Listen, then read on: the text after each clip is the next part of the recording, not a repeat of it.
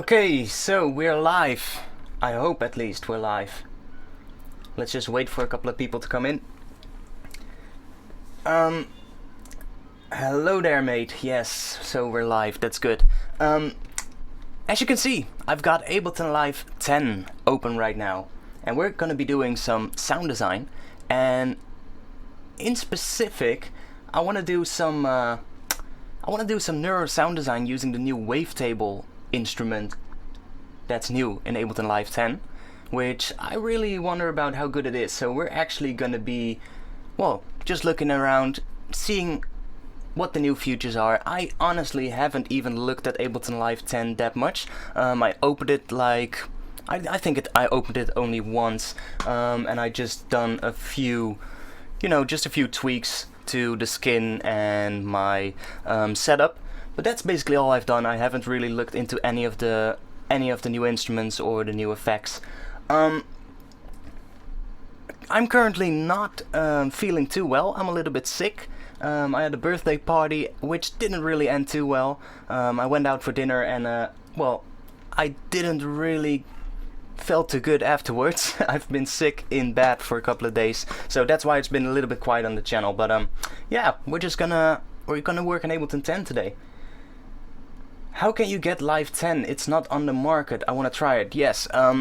Currently, Ableton Live 10 is not available yet to the public. There is a beta testing version. You can actually sign up for it, and you'll have to be approved by the Ableton team, and then you can actually download the beta version, which you can use to test it out and just see if there's any bugs. And if you find any bugs, you can submit those to the Ableton team so that they can work on a fix. Now, I signed up like literally 2 days ago or 3 days ago, and I got approved pretty much straight away. So that's why we are here right now in Ableton Live 10. So let's just get started. Let's make a little MIDI clip here, and let's just start making some Neuro bass. I've been working on a track in my previous streams, which you guys have probably seen, and if not, you can actually go back into my onto my channel where you can see the previous streams. I've been working on a Neurofunk track, and we're coming towards the point where we actually need to work on the bass. But I really want to, just explore the wavetable device right now, and we might actually just make a few basses that end up in that tune. So if you guys have any questions regarding what I'm talking about in the stream, just let me know in the comments. I'm moderating the comments, I'm looking at them, and I'll try to answer as many questions as possible. If there's any issues with the stream, with the volume, with the quality, just let me know. I'll try to fix it. Other than that, yeah, if you want to be part of a music production community with me and a whole bunch of other producers in there, go check out the description below the stream. There's actually a link to my Discord server where you can join and just be a part of a great community. The Discord server is growing pretty fast, I have to say, and it's just a great place to be. We talk about music production there every single day, and if you want to ask me questions directly, that's your best way of doing it, because I'm on there every single day. So seeing how many new members we got with the last few streams, I think we're gonna get a whole bunch of new members in the Discord server today, which is cool. I like a lot of new members. I like Riggedy wrecked, son! Thanks, Christina, for subscribing. No, we really, I like to have as many people in the Discord server. We just want to have an active place where we just have this cool community of music producers where we can discuss new things and new techniques. So, yeah, that's it. Let's get started. So the new wavetable device is actually something I've been really interesting about. Riggedy wrecked, son! Okay, we're getting quite a few new subscribers right now. David Felipe Gomez Giannin. Sorry if I'm pronouncing that wrong, because I'm Dutch. But wow, we're going crazy right now. User unknown. That's a great username. Thanks for subscribing as well. This is going good already. So we have the new wavetable device. Hey ARTFX, how are you getting on? I'm doing pretty okay now. I felt pretty sick during the previous days of the week. I've been in bed for pretty much the entire week, just doing nothing, basically. And, well, I have to say, I feel a bit better now. I'm still not completely back on where I want to be, but it's getting better. I'm not as sick and nauseous anymore as I was earlier this week. I'm still not sure, you know, what has actually happened, why I had the stomach issues again, but, you know, shit happens. Thanks Varun MS for subscribing. And hello. Okay, I can't pronounce the name. I'm gonna try. Abhishek Bower? Love from India. That's actually cool. I have never even heard if we had... Well, I never really seen many viewers from India, so that's cool. Great to see we have a worldwide audience. And wow, we're going crazy with the subscriptions right now. That's good, because I'm trying to move up to 100,000k on YouTube, and we're currently sitting at about 52,000, so all these new subscriptions are definitely good to see. Hello, Sounds from Sankus. Sounds by Sankus, sorry. Welcome. So yeah, we're gonna look at the new wavetable device. Let's just create a new MIDI note here, a long F note. We're working in, well, the track I was working on in the previous streams are actually made in the key of F minor. So I think if we would just start working on some basses in F minor, that would be good, right? So I'm gonna drop it to F1, and we've got the wavetable device here. Now I haven't even looked at it, so let's just see what happens. Okay, so the first thing I notice is that the amp envelope, we need to bring this up so we have a full sustained volume. And I'm gonna take off that release. So that sounds good. That's at least something we can work with. Hello Hyperless, welcome. Hello from the east of the United States. We really got a good worldwide audience right now. Hello back from the Netherlands, man. Welcome. So, the new wavetable device, it looks really interesting, and you can open it up. I saw that, which opens up this big ass window. So yeah, let's just see what we can do.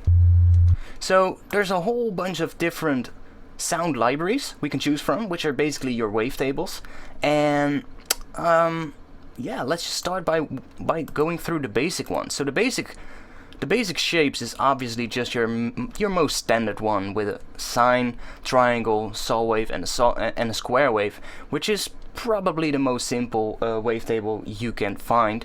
And it's one of the most conventional ones. You see this one in pretty much any wavetable synth.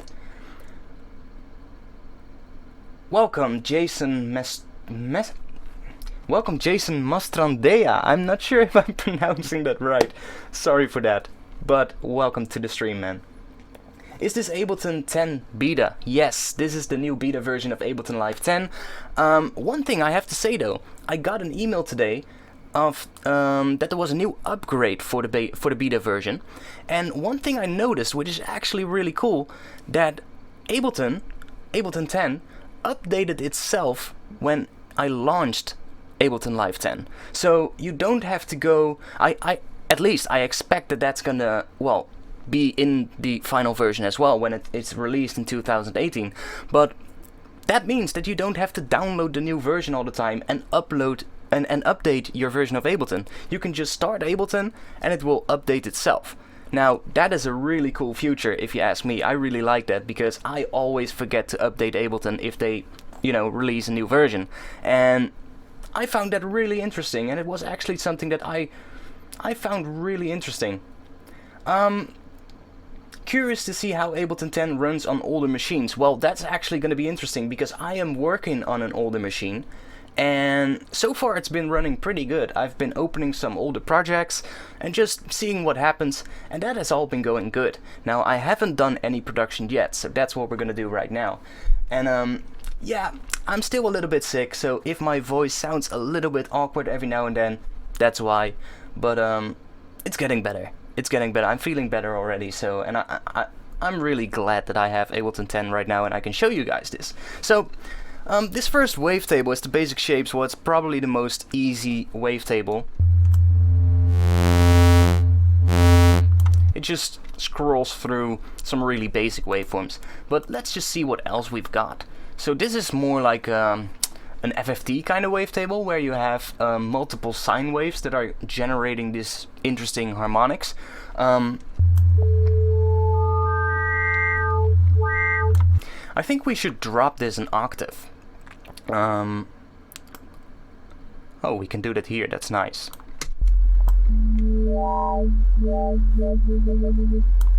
So that's good. Do we need a serum or massive after this future? I know that there is more presets for these two digital synths. You know, the thing is, the fact that Ableton now has its own wavetable synth, it's definitely beneficial to people who don't have a really good computer, because this device honestly is pretty low on the CPU. I mean, it's pretty much the same for all of the Ableton native devices. They're really low on CPU, and I still go for Operator a lot of times over FM8 because it's so quick and it's so low on CPU compared to FM8. You know, I mean, it's great to have a fully fledged FM synth like a third-party synth, but sometimes I just want to get something done quick, and I don't want to, you know, overload my computer or my CPU with all these kind of processing. So I think in that kind of way, it's actually really good that Ableton now has its own dedicated wavetable synth. Is it gonna replace Serum and Massive? I don't think so. You know, Serum and Massive, they're quite more sophisticated at what they do. I mean, you get more options, you have a lot of filter types, and you know, you just get more out of it. But it comes at a cost. You know, it comes at a cost of a higher CPU use. So it just depends on what you need, really. If you need a low on CPU synth, then I would advise you to try out the wavetable synth for sure. So that harmonic series is not something I would use too much for Neuro sounds. Maybe we could if we combine it with some FM synthesis. I don't know if you can actually FM within the wavetable device. If that's possible, somebody please let me know. So far, I don't see any FM options, but we'll probably find it out later on. Oh, we have some FM options here. Okay, that's interesting.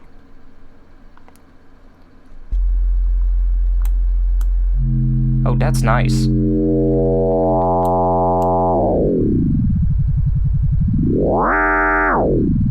I like the visualization of it.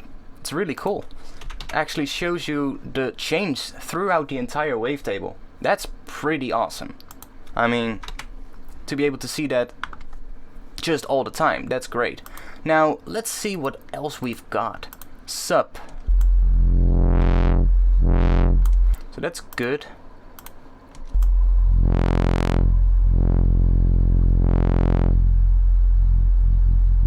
These can be pretty good for actual sub basses, but I think they're actually pretty good for neuro bass as well. So let's just start making a neuro bass.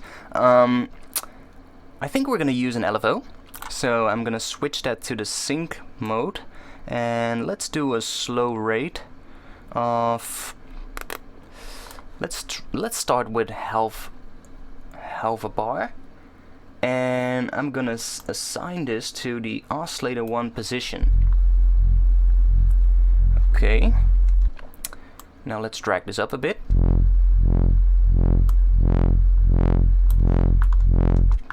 And let's just bring this amount down.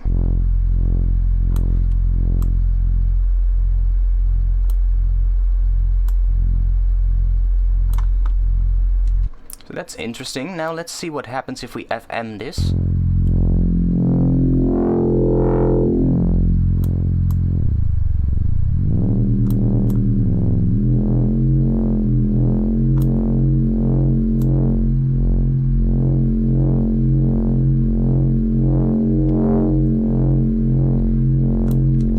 That sounds quite interesting.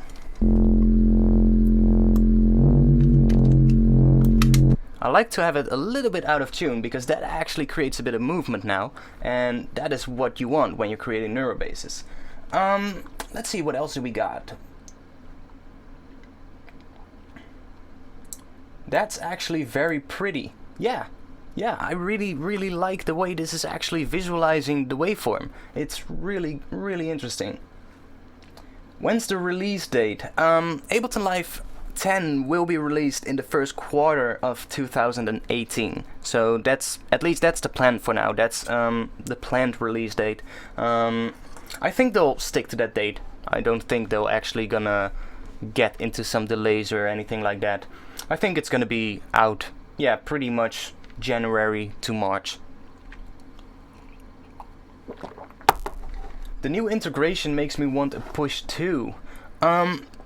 Honestly, I've never even worked with push 2, so I haven't even worked with a push in general, so I don't know. But yeah, I've read through the updated through the changelogs and all the features that they've been adding. It looks really good. So yeah, so we have this now, but because we have set the tune on the FM to 52%, we're slightly out of tune, and that creates a bit of movement. So, and we, let's see.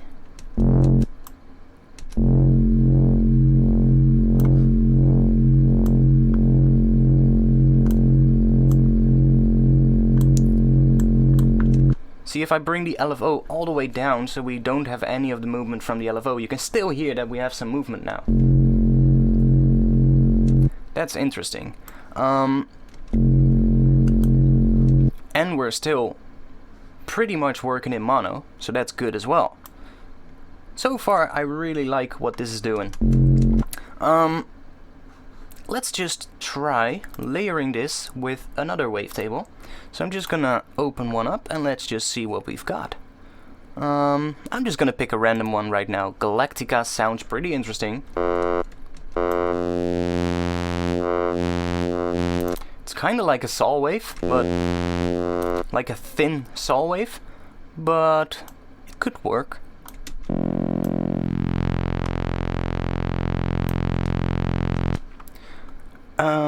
Let's just see, what do we got here? That's nice, pulse width modulation. Okay, we can work with that. Let's see what the, oh yeah, here we got the warping, that's nice as well.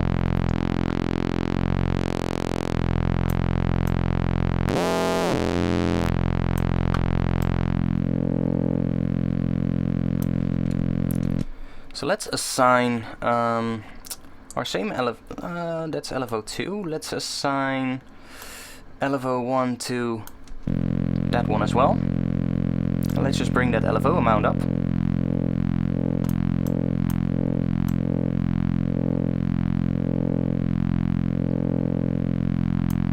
I'm just gonna make it really slow. You know, I tend, when I'm doing sound design, I tend to start with really slow movement, and then the more I get towards the final sound, I'll add more quicker movements to really shape the sound into what I want. But normally I really would start with more slower movement, because that just it makes it easier to work with the sound afterwards. You know, if you've got like really quick movement going on all the time and you want to chop it up and you need like a longer section for a particular part of a drop, you most likely will have to start stretching or making a new sound, because the sound that you made has way too quick modulation in it, and you know, that doesn't always work. So I like to start with more slower movements. Let's see, we've got some new comments coming in. If you pick up Live 9 now, then the update is free, I believe. Yes, that's true. If you buy Ableton Live 9 right now, then you will get a free upgrade to Ableton Live 10. However, there's a little bit of confusion about it, because I've seen a lot of people saying, the upgrade is free, but it's not free. If you've already owned Ableton Live 9, previous to when Ableton Live 10 was announced, you will have to pay 199 euros for the update. but if you buy Ableton Live 9 right now, you'll get a free update to 10. I bought Ableton Live 8 back in the day. I bought Ableton Live 8 Suite, and I got a free upgrade to 9, so now I just pay 199 euros and I have the new Ableton Live 10. So that's pretty much how it goes. It's not free for everybody. It just depends when you bought Ableton. It's that simple. Lots of nice controlled low end there. Yeah, so far these sub wavetables actually sound pretty good. They have a pretty good low end to it.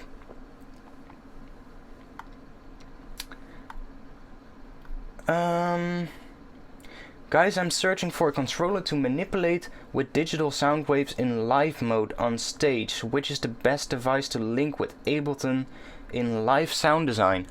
I think that just depends what you want. I think something with a lot of rotary knobs will work great. I personally use a DJ Tech Tools MIDI Fighter Twister, which I personally love. It has 16 rotary knobs that you can just map to any parameter in Ableton Live, and you can just change stuff on the fly, which is really great. And it also has 4 banks, so it actually has 4 times 16 rotary knobs. You just have 16 rotary knobs on the device itself, but you have 4 banks you can actually switch through.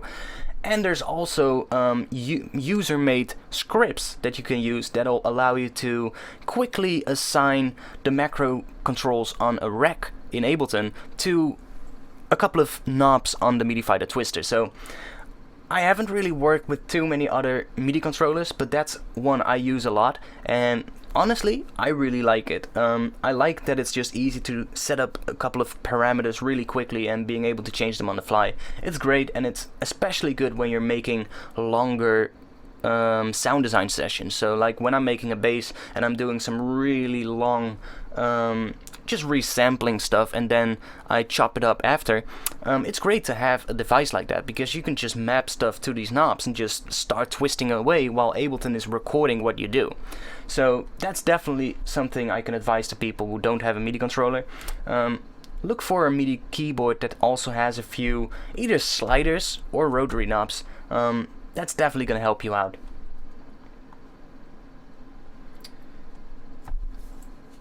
Yeah, I think obviously a native controller like the Push will be your best bet, because, well, it's native to Ableton Live, so I guess that would be the best. But yeah, I haven't really worked with it.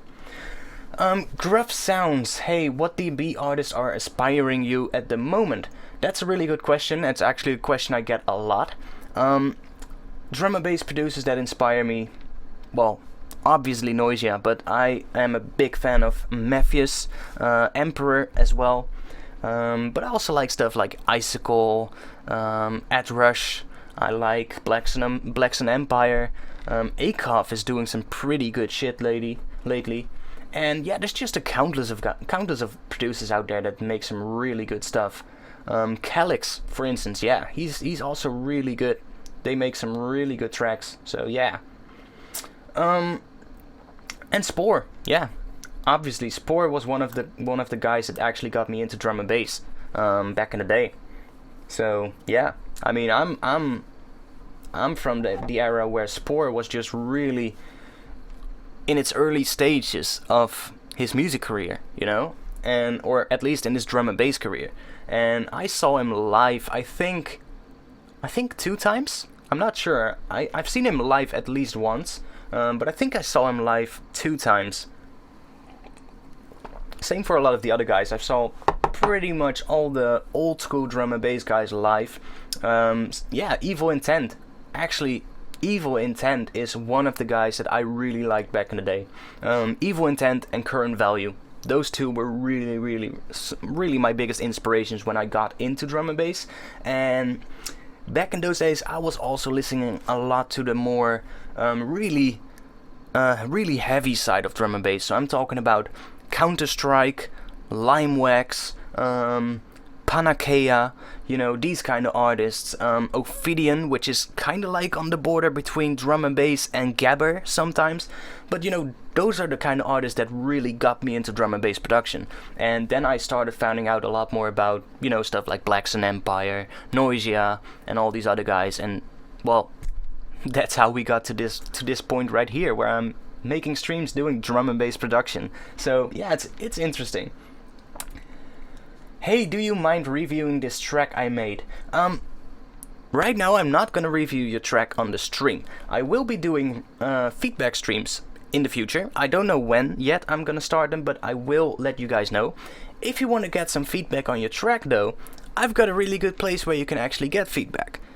Check out the link below this stream. There is a link to my Discord server, and in that Discord server you can actually ask for feedback from all the other members and from me, and I'll get back to you as soon as possible. I can't answer everybody's feedback request, but we've got a lot of members in there and everybody is there to help each other.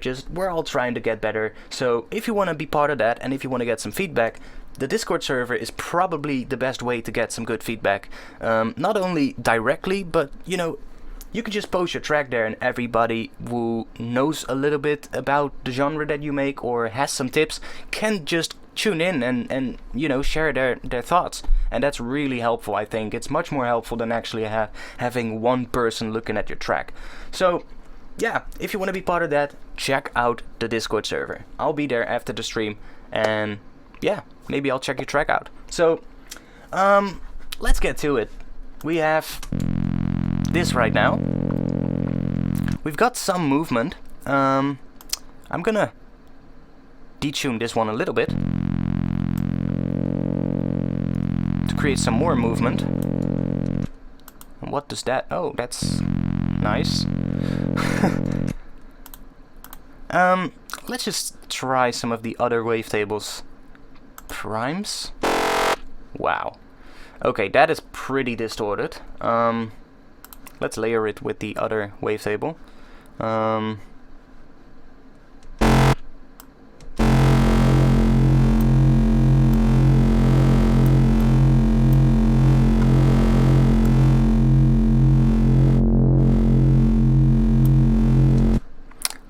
I think I wanna make the movement a little bit smaller.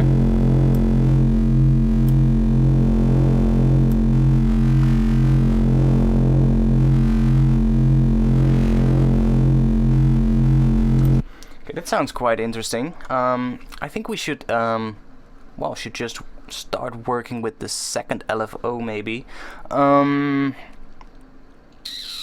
I'm gonna set this one to the sync mode as well, and we're gonna do another slow LFO, but we're gonna do it just slightly quicker, and I'm gonna do 1.5 bar or 1.5 beats. So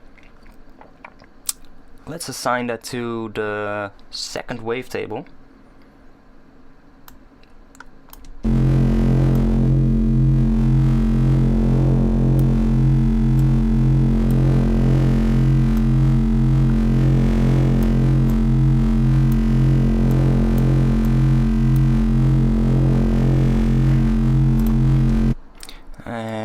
See what we can. Oh, that's nice too. You can actually change the speed by just dragging on the wavetable or on the oscillator, on the LFO itself, which is pretty good.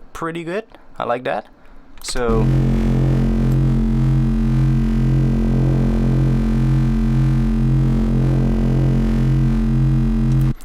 and let's just see what else do we have in here. So we have the filter. Now the filter is actually pretty interesting because we have two filters in one. That's awesome. So that means we can create band passes and stuff like that.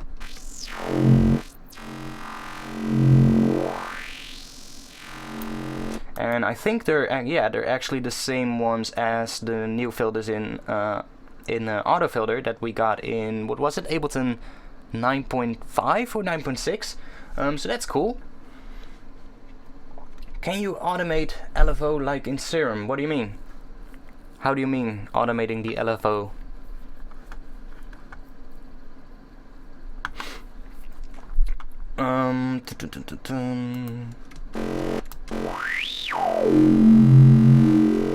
Can you make LFO shapes? I'm not sure. I don't think you can actually. I don't think you can. But you have this option where you can still, you know, change the shape of the LFO quite a bit. So you do have some options. It's not as complete as, you know, with Serum, where you can actually create your own LFO shapes, but it's still pretty interesting. As you can see, we can still do some interesting stuff.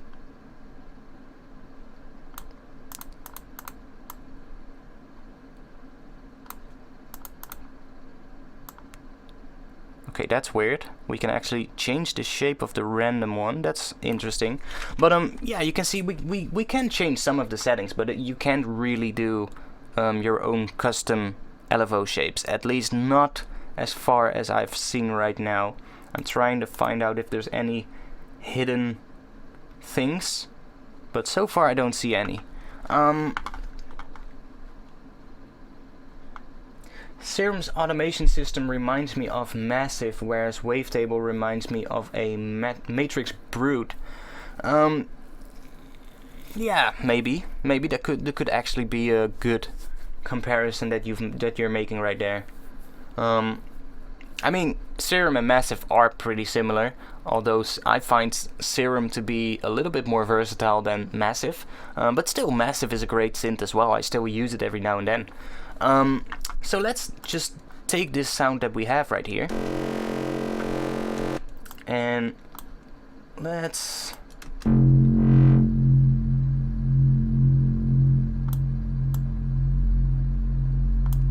I'm getting some good sub out of this now.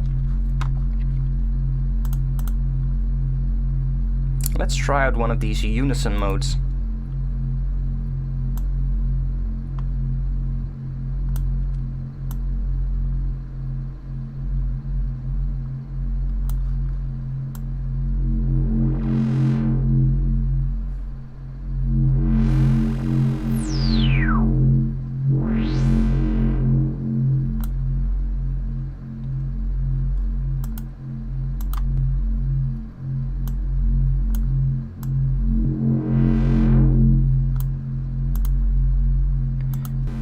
Oh, that's nice. We can also actually change the filter routing as well, which is really interesting. So you have serial, parallel, and split.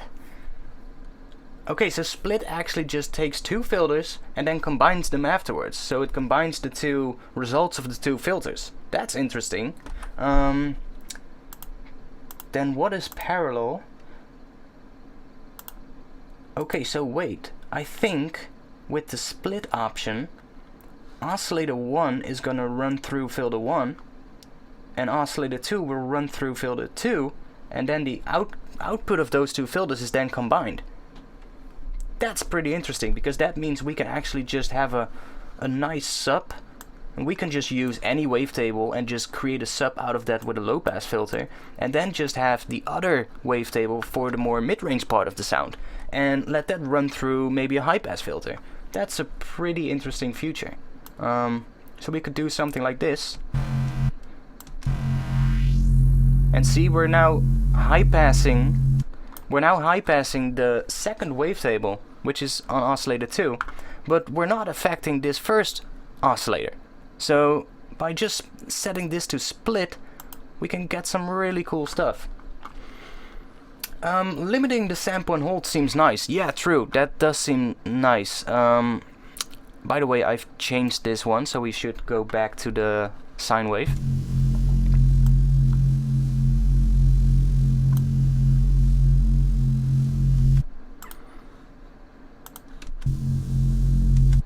And let's just see what else we've got, because we've got a whole lot of different wavetables here.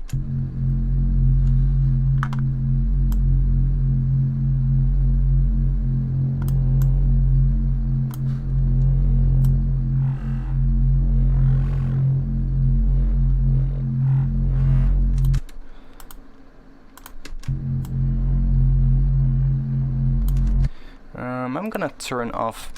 I just want to hear this one right now.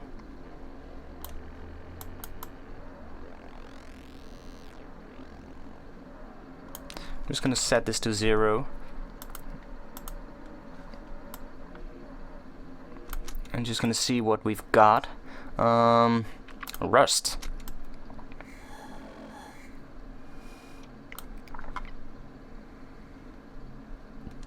that has some high-pitched sounds in there. I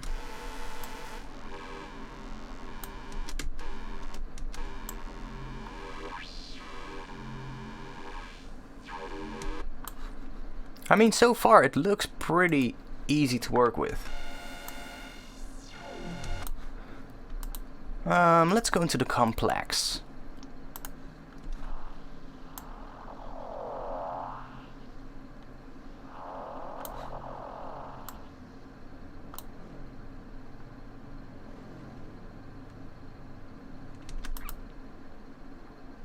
A dubstep organ. That's an odd one. Yeah, there's a lot to choose from.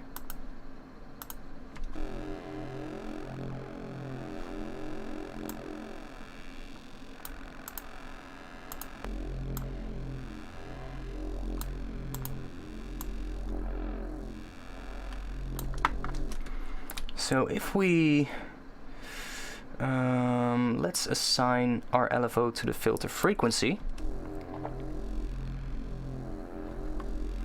Okay, that's one thing I don't like right now, and that's that we're not seeing the filter movement on the filter module.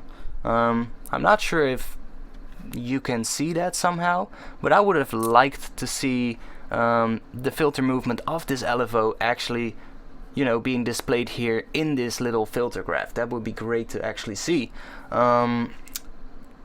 Right now it doesn't look like it actually does that, so that might be something to actually submit to the Ableton team. See if they can include that in the final release. That would be great to see. Because I'm now... Okay, we're getting something now.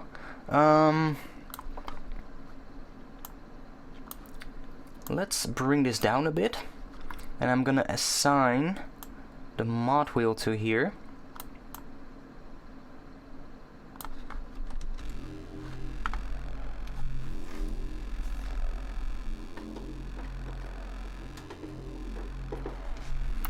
So we can make some changes now with the mod wheel, which is definitely interesting. And I'm gonna bring up that resonance just a little bit. Now let's turn on oscillator 1 again.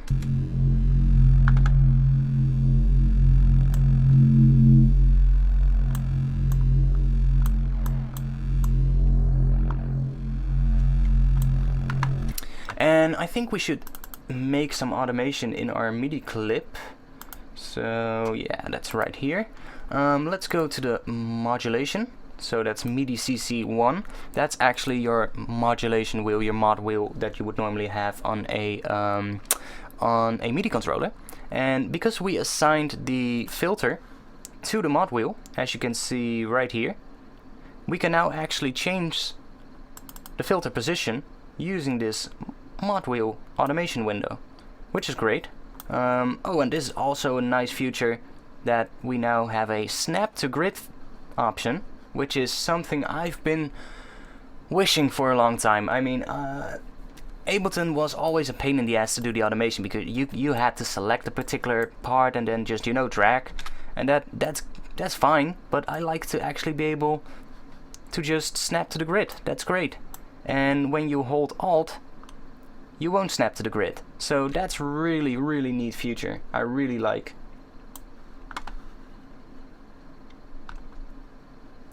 Serum GUI got us spoiled. Yeah, I mean, Serum is just really complete in terms of the synth that it is, and it gives you probably, it's one of the most versatile wavetable synths. And it has a lot of options, and it has a lot of wavetables and filter options, and that's why it's so good, honestly. But, you know, I don't think it's the best wavetable synth, because I don't really think there is the best wavetable synth. It just depends what you need, really. So we've created a little bit of automation now, and let's just see.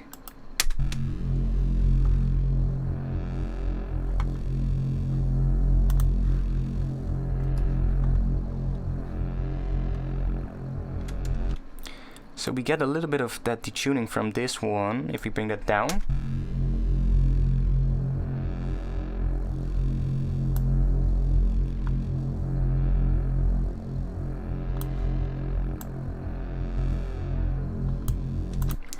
try some of the other unison modes.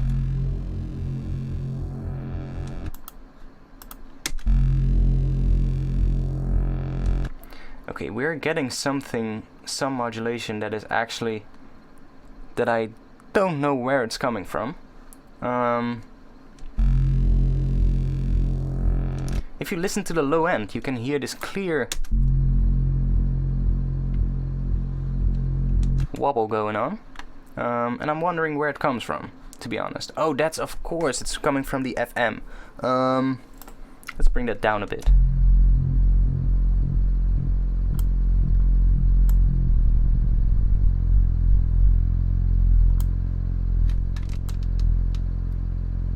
I'm just gonna add a slight bit of detuning on the FM.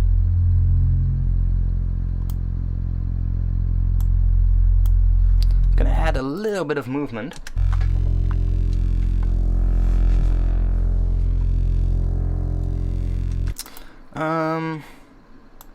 And let's try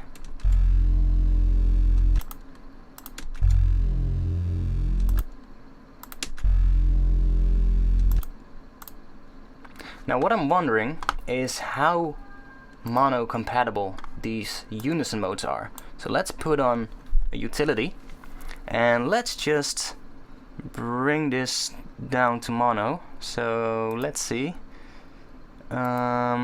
Okay, obviously we'll do the width knob down to 0. See, that's not really mono compatible.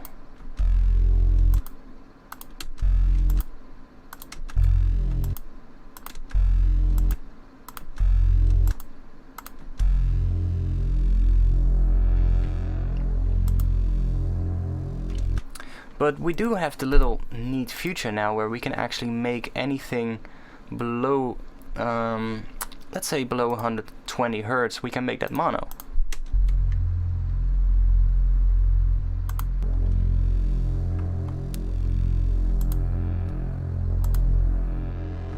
So that's good to know. That's definitely an interesting feature.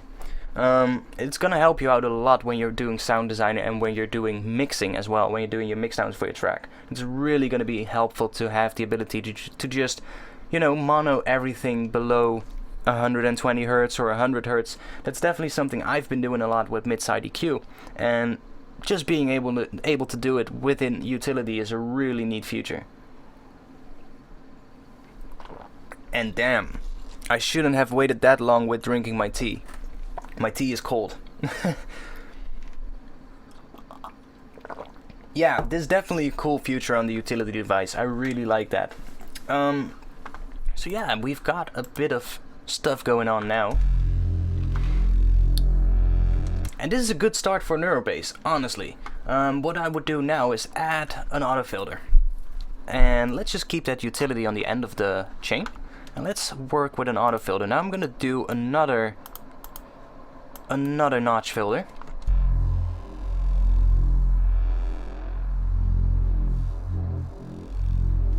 And we're just gonna automate that. So let's see, Ableton now has the automation mode, but where is it? See, this is, I really haven't done too much. So wasn't pressing A? Yeah.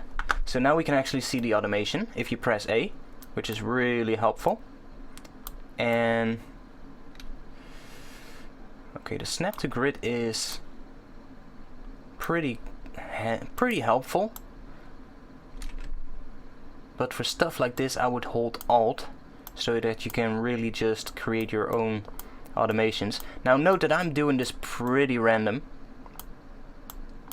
Most of the time when I'm doing sound design, I'm doing these automations pretty random because I'm just working in a long clip and I'm just searching for anything that sounds cool, and you can always change the settings afterwards. So oh yeah, you can now also double click anywhere and it'll create an automation point. That's really great as well. So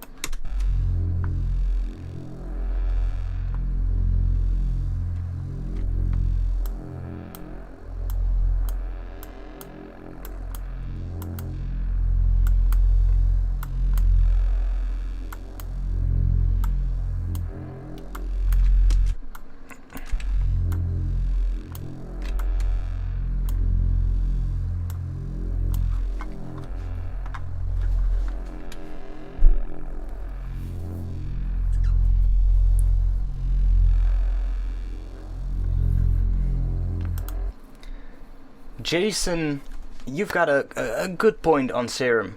Serum sounds like Serum. It was fresh, but I feel now I can identify it too easily in music. We need to move away and create new sounds. And I'm gonna tell you right now why I don't agree with that. The reason why pretty much all these producers who use Serum sound the same is because they're all using the same setup within Serum. I mean, I see so many people just turning on every single effect module in the Serum FX part, and everybody is rinsing the same filter types. Obviously, the results are gonna sound the same. But if you actually dive into Serum, I'm gonna tell you that there's so many sounds you can make within Serum that haven't been made before. You just need to find them and break away from what everybody else is doing. It's the same as with Massive. You know, everybody said like, oh, it's Massive and everything sounds the same. No, pretty much everybody was using the modern talking wavetable, and that's why everything sounded the same. Everybody was going for either modern talking or the scrapyard wavetable, and that's why everything started to sound so similar. But there's so many other things to actually use within the synth, and there's so many things you can do that I don't agree with that whole standpoint. I've seen it pop up quite a few times now, and I just don't agree with it. I think there's a lot more you can do with Serum than everybody's using. Just, you know, don't use the reverb filter for a change, you know? Just do something completely different. And I'm gonna tell you, you're gonna get interesting sounds. And another way to describe, to demonstrate it, I guess, is how can a synth that allows you to import your own sounds, how can a synth like that not or sound the same every single time? Because you can literally import your own stuff. So that means you've got endless possibilities, pretty much. And therefore I think there's still countless of things you can do with Serum that are gonna sound completely different than what anybody is doing. You know, as an example, I've released the ARTFX Cinematic Creations preset pack for Serum. Now, this preset pack is pretty different from all the other preset packs out there. Like, every preset pack for Serum focuses itself on bass. A lot of bass and sometimes leads and supersols and stuff like that. But in that pack that I made and has been released on Black Octopus Sound, I've been going more towards the cinematic sound design, you know? And that is completely different, and I don't really see many people do that within Serum. But does that mean it's not possible? No, it's still possible. You just have to break away from what everybody else is doing in tutorials and what everybody else is showing you. You just need to start experimenting more with the, you know, the features of the synth that you don't really like, or that you don't really understand, or that you just don't use that much. And I guarantee you that you will get really interesting results. And, you know, in the end, you can also process the stuff that comes out of Serum, and, you know, that will make it different even more. So there's countless of possibilities.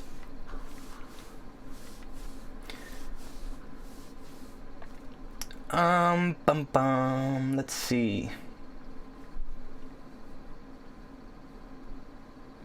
Yeah, Serum is one of the better wavetable synths. It's one of the more complete wavetable synths, but, you know, stuff like this, the wavetable device in Ableton, could actually be a really good replacement in case you are working on a low, on an old computer with a low, with a not as quick CPU.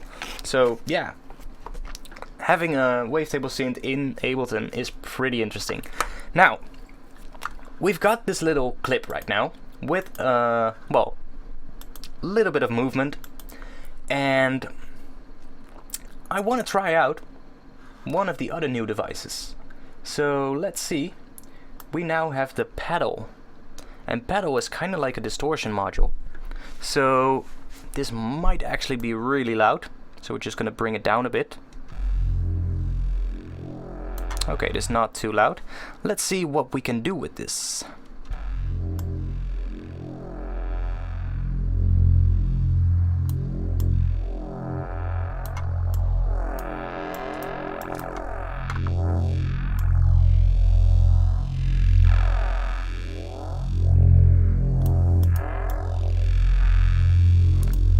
not too sure what that bottom slider is doing, but...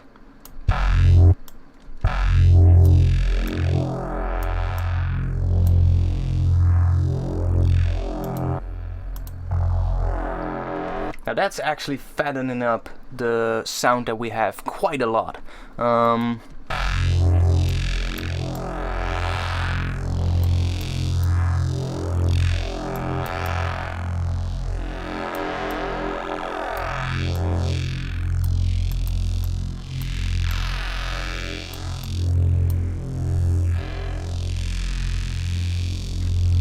Okay, so this slider determines the frequency range of the mid control. So that means if we set it to the right, it'll probably have a bigger frequency range on the mid knob right here, compared to when we do it on the left. Yeah, so by turning this slider to the right, we just basically get a bigger range on this middle knob, and that obviously changes the width of the bass and the treble knobs as well. But that's pretty interesting. Let's just try automating this. So I'm just gonna automate this.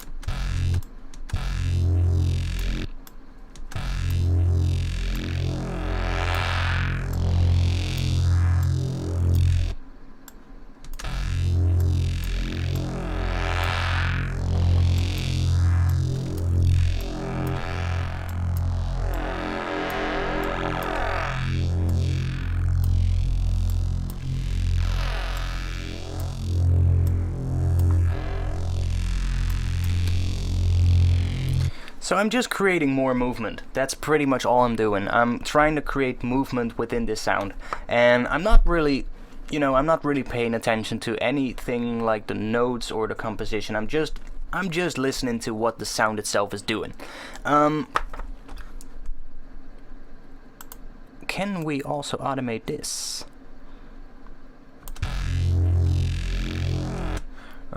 We have oscillator 1 position set to the mod wheel.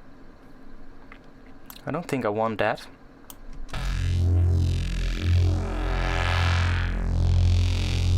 I want to set oscillator 2 position to the mod wheel, and I'm gonna give it a negative value.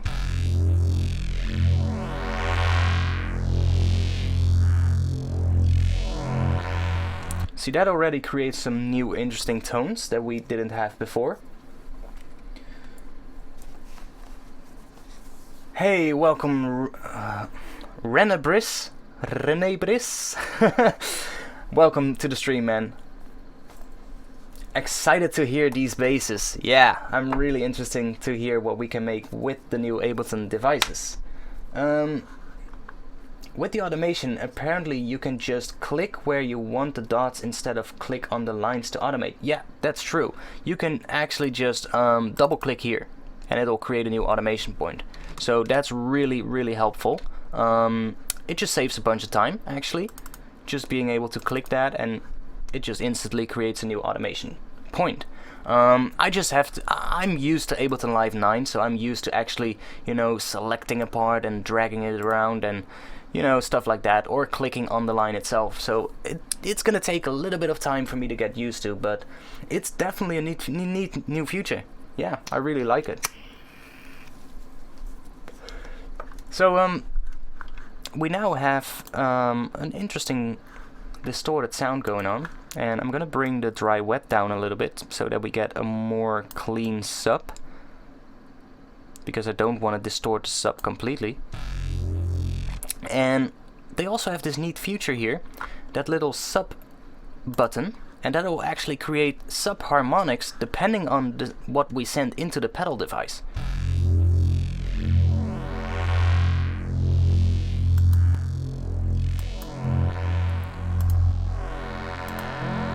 So it really just creates a fatter sound. Coming back when the time is right.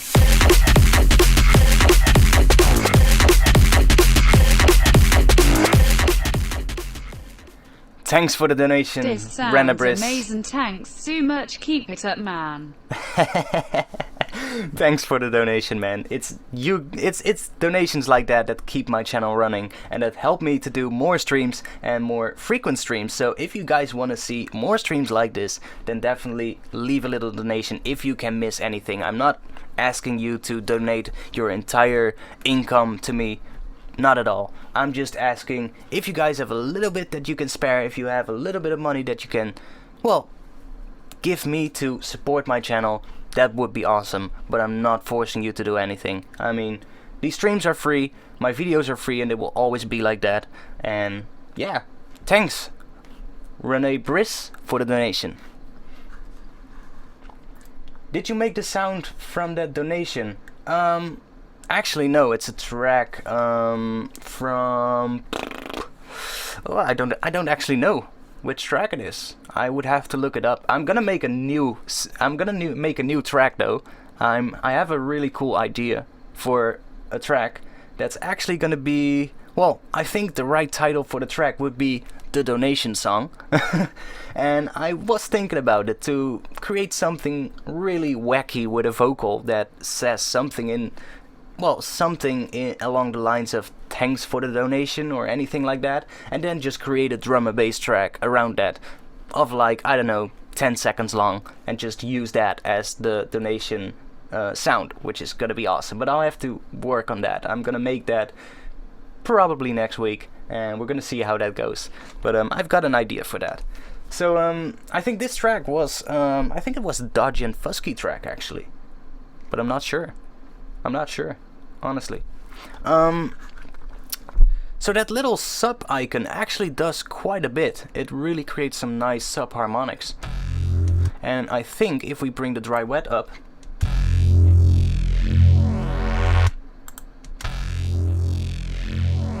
that's a big change. We got a really nice amount of sub out of it. So that's great because you can actually just distort the sound quite a lot and then just turn on that sub button and it'll pretty much bring the sub frequencies back in, and that's really great. You're a crazy artist, the music is wonderful. Thanks, man, honestly, thanks. It's been a while since I released new music though, so that's why I'm working on the EP, and the new EP is gonna be released, well, I hope as soon as possible. The tracks are still in production, so I can't really tell you when it's gonna be released or when I'm done with the tracks, but they're taking shape pretty well. I've got, I think, one track done and another track almost done, and then I've got a whole bunch of other projects that I'm still working on, which probably not all will make it to the EP. It just depends which of the tracks I'll finish first and which of the ones go well together, because honestly an EP needs to be like one whole thing. So to be precise, I think I have about 25 projects right now, all in one folder that I just gathered from my projects folders. I have a whole bunch of folders right now where I save my Ableton projects and where I've been saving them throughout the years, and I've just been going through those and just saving all the ones that are good and that are good enough to finish, and I've been putting those all inside one folder, and I think I have about 25 in that folder, which I'll be finishing over the next, I don't know how long. So, but a few of those tracks are actually gonna make it to the first upcoming EP, which is going to be my first real drum and bass EP since 2009, I think. I haven't done a drum and bass EP in that long. I have done drum and bass tracks though. I mean, I've done a few tracks in between, but I haven't really had the time to make a full-on EP or album. Because I've just spending so much time on YouTube videos and doing sound design, making sample packs, making preset packs. So yeah, that's just where most of my time has been going through lately. And I'm still doing a lot of sound design. I'm still doing a lot of jobs for other people. But you know, I really want to go back and do more music production myself. I really want to go start working more on my own music, instead of, you know, making sample packs. I mean, it's great to do, and I will probably keep on doing it, but I feel my own music has been going a little bit towards the background, and I feel my own music should actually be the most important thing. So I think that's why I'm focusing more on my own music now. And you know, doing live streams actually allows me to show you a bit more about the process. And I think that's good. I mean, you guys want to see how I make the tracks, so if you want to see, by the way, how I've been making one of the tracks I'm working on right now, you can check out one of my other streams, one of the previous streams that are also online on my YouTube channel. You can see how I work on one of the tracks there, and it's pretty cool. Will you go on tour? Right now I have no plans to be going on tour or to play shows at all. I've mainly just got plans to be doing, well, to make music. That's what I'm focusing on right now. I'm not a DJ, I'm a producer, and that's what I've been focusing on a lot. I'm mainly just a producer and a sound designer. And I might start doing shows at some point, but for now that's not within the upcoming plans.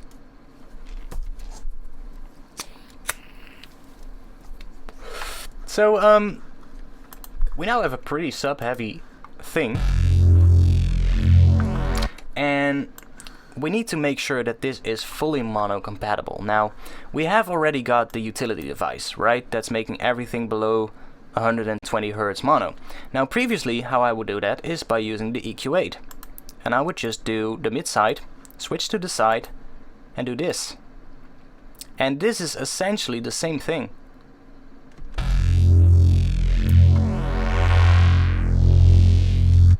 So now we should be getting the same thing.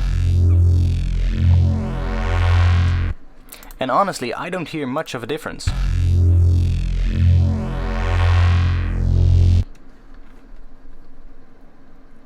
Shh. Petter, don't tell them what I'm smoking. Come on. No, seriously, I'm just having a good night right here. I'm just relaxing for a bit and just checking out Ableton Live 10. That's all I'm doing.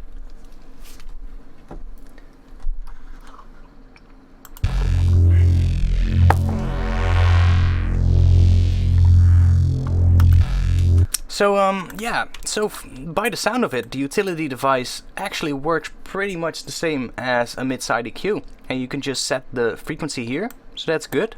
I think you can actually hear just the sub.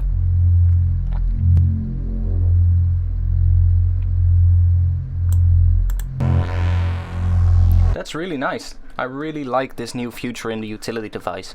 So we've got something now, and I think we should work on it a little bit more and add some more filtering. But I'm gonna do a parallel filter chain. I think that's gonna be interesting. Should we do it before or after the distortion? Let's do it after the distortion. And let's just put in a notch filter first. Now, I really like notch filters when it comes to Neuro sound design. Does it still work with the space bar? What do you mean? Like when you click the space bar that it plays? Is that what you mean? Because that still works. See, I'm a playboy.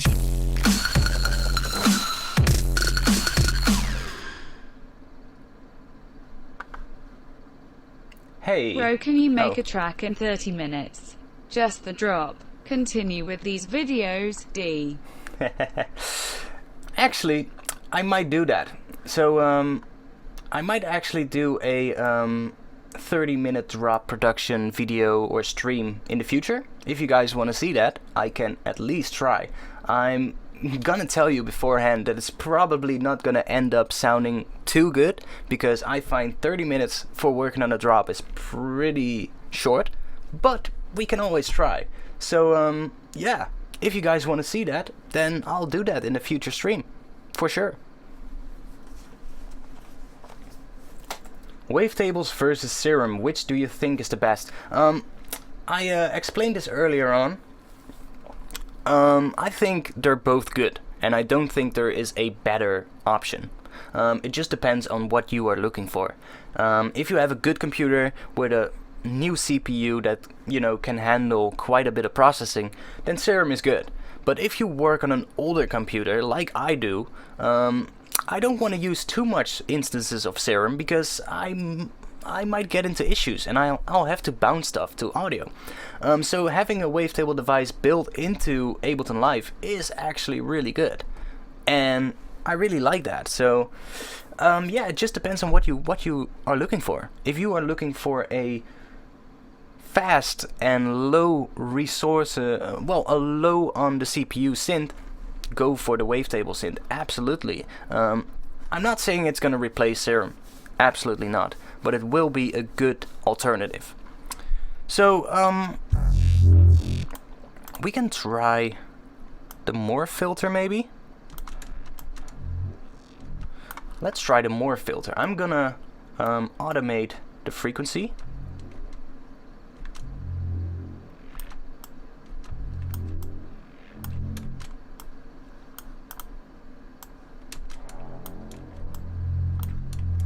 And note, I'm still doing these pretty slow automations because I might, you know, just...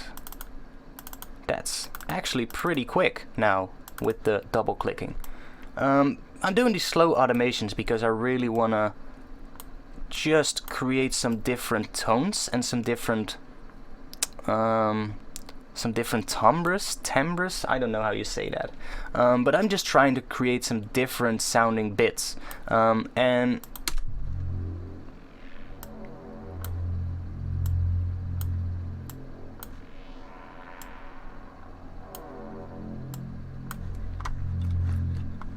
so that's a starting point. And let's take the Morph knob now, and we can automate this as well. So let's just do it randomly. Let's just see how that sounds.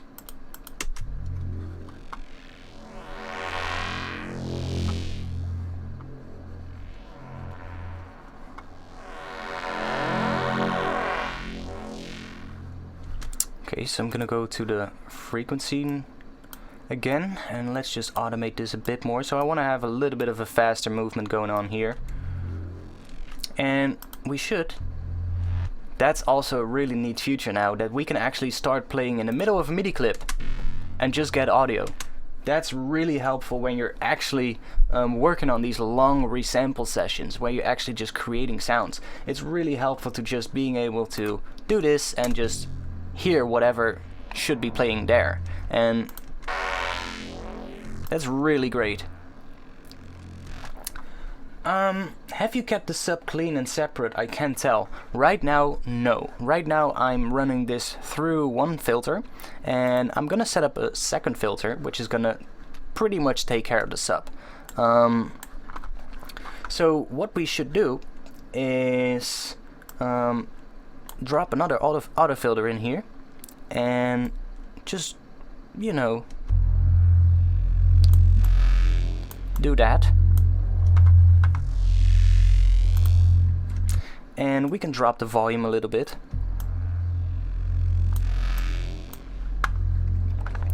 So now we have a clean sub, and let's try how it sounds if we drop this before the distortion.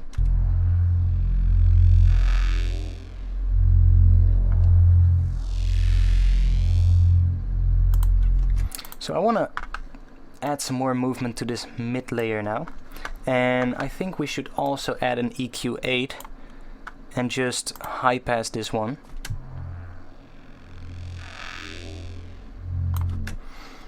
And let's add, I think I'm just gonna add another notch filter. And I'm really thinning out the sound right now, as you can hear. But we're gonna take care of that later on. You know, you can always use multiband compression or anything like that to bring the level back up. Right now I'm just focusing on creating some interesting stuff.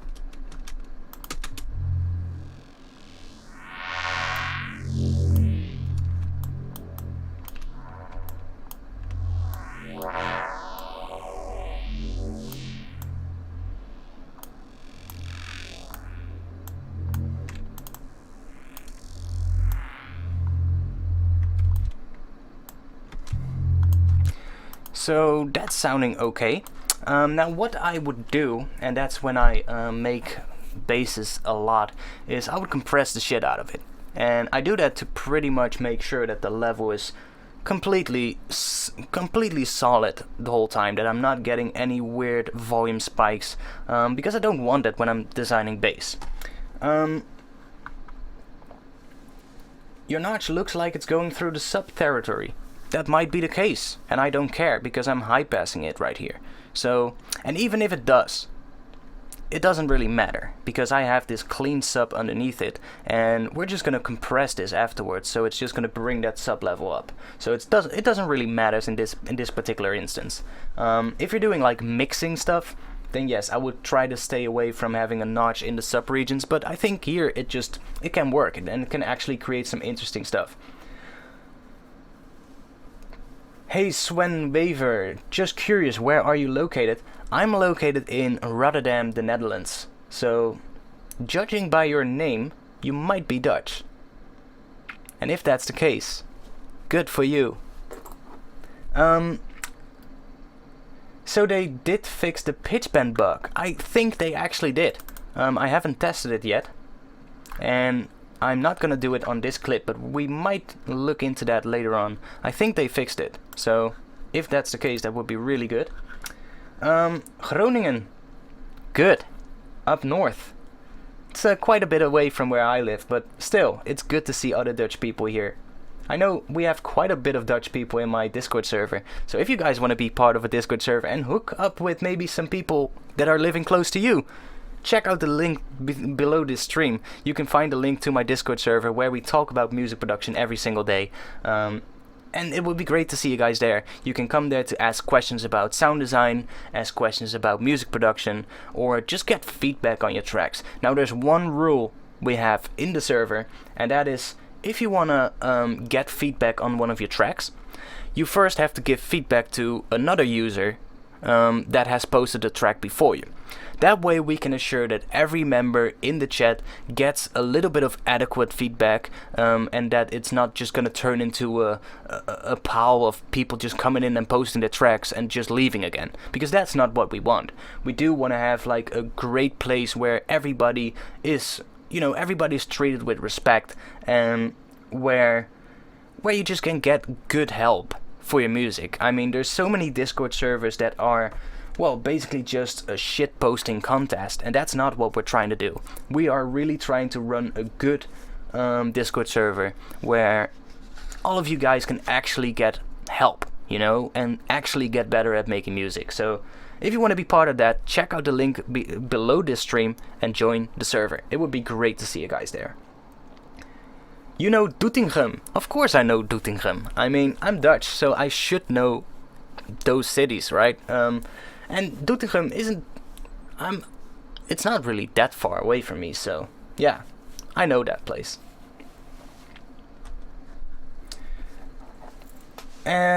Sure, Jason, thanks for watching. If you want to see the whole stream, it'll be online probably tonight or tomorrow, depending on how quick YouTube processes the video, but you'll be able to check it out on my channel later. So if you want to watch back the entire stream, you're free to do so, and I'll upload it to my channel. Thanks, man. It's great to have you here, so have a nice day.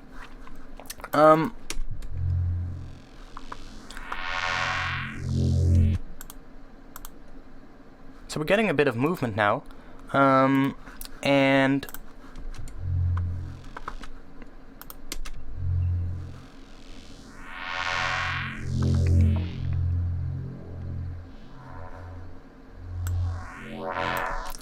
I should turn the sub on.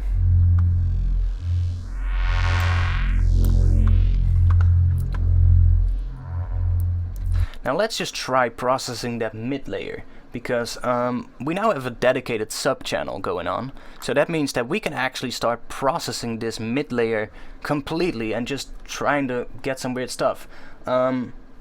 Maybe we should try out the new Echo device. I've never really tried that, so let's see what we can do with this.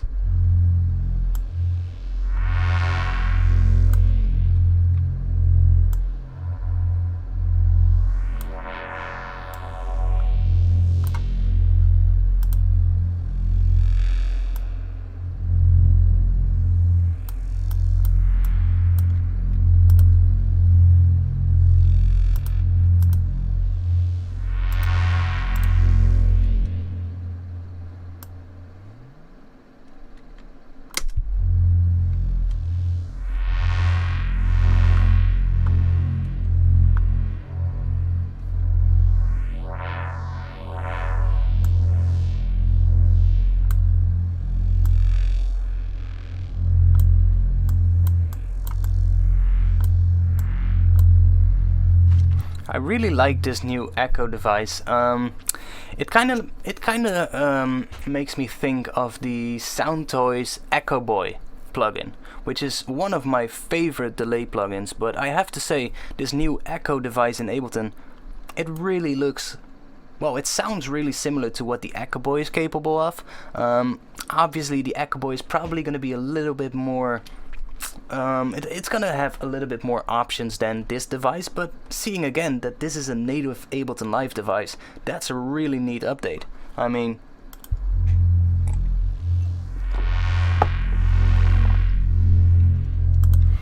the new Echo device, it's pretty much a delay. That's what it is. It is a delay, but this is more in terms of the analog tape delay kind of thing. So there's back in the day when people were using hardware, there were a whole bunch of different styles of delay. You have like the just a regular delay that just does a stereo delay, but you've also got like how do you say it?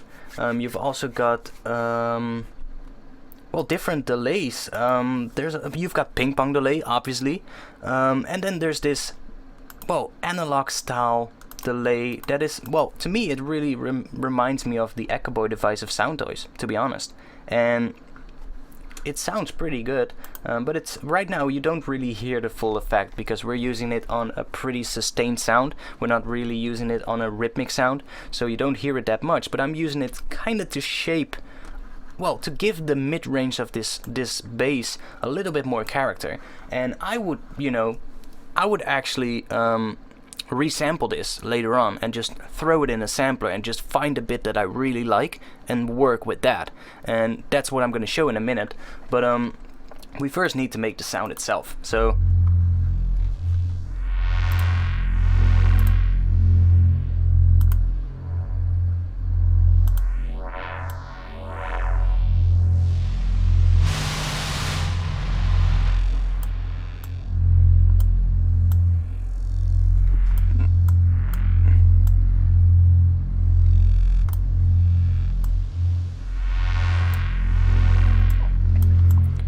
we can just add a bit of noise. That might be interesting.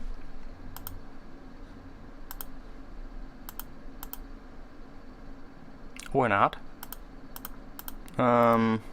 What can we do here? Can we...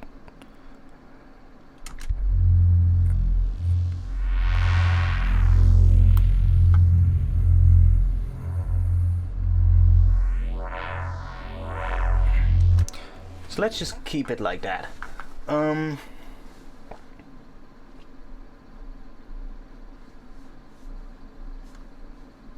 Did you release any Neuro stuff? I can only find old tracks on your SoundCloud. Right now there are not really any Neurofunk tracks on my SoundCloud. The reason for that is that I haven't released a proper Neurofunk EP in like, I don't know how long. I mean, it's been...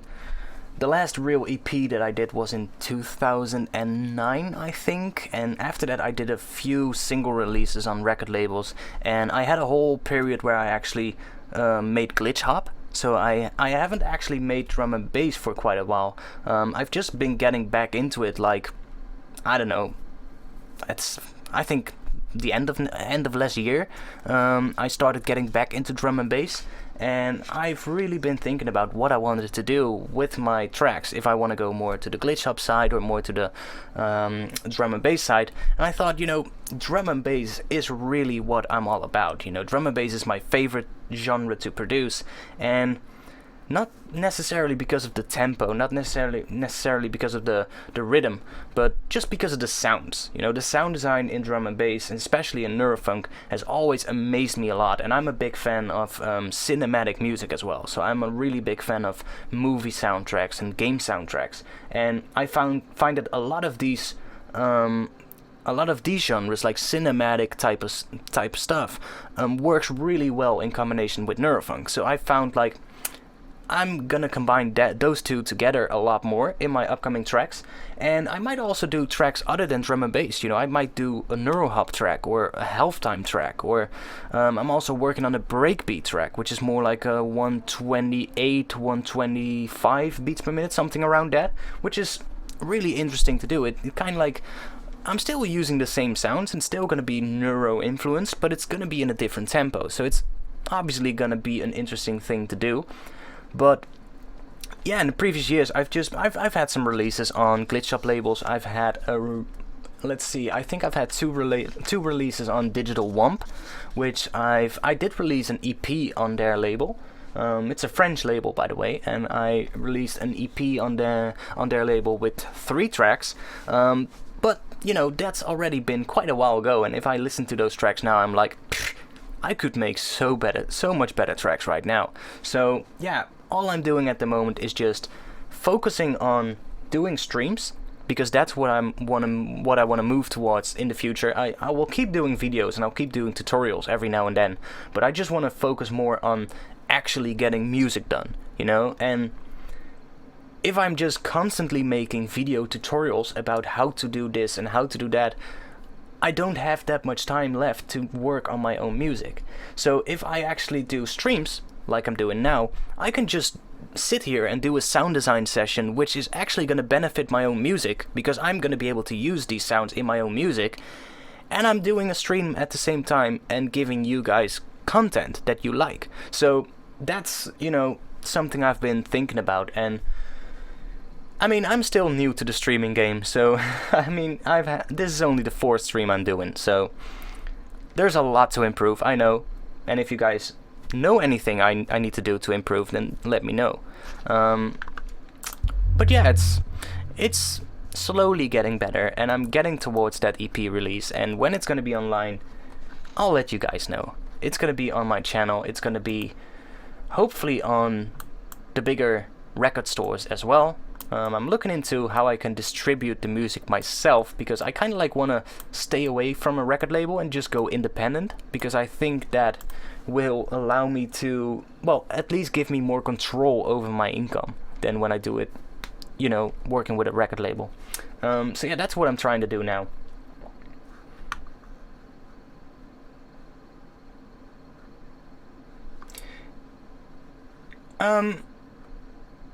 Does that echo effect add much of a stereo field, or do you have something in your chain making it mono? I have a utility device right here in the end that is making everything below 110 Hz mono, and the echo device is currently doing a little bit of stereo.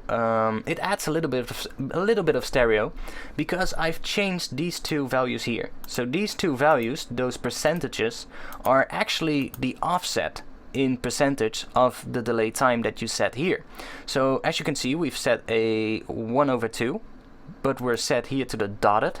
So we have a 1/2 dotted timing, and then I'm using these percentage sliders to kind of like offset them a little bit. So the left and the right channel are slightly slower or quicker speeds, and that creates a little bit of stereo movement, but it's not too much, it's just a little bit. And the other stereo movement is actually coming from the unison here in the wavetable device. I've set the unison right here to the classic and 2 voices with just a slight amount of unison, and that is what's creating the other stereo movement that you're hearing right now. I'm not really doing any more stereo processing.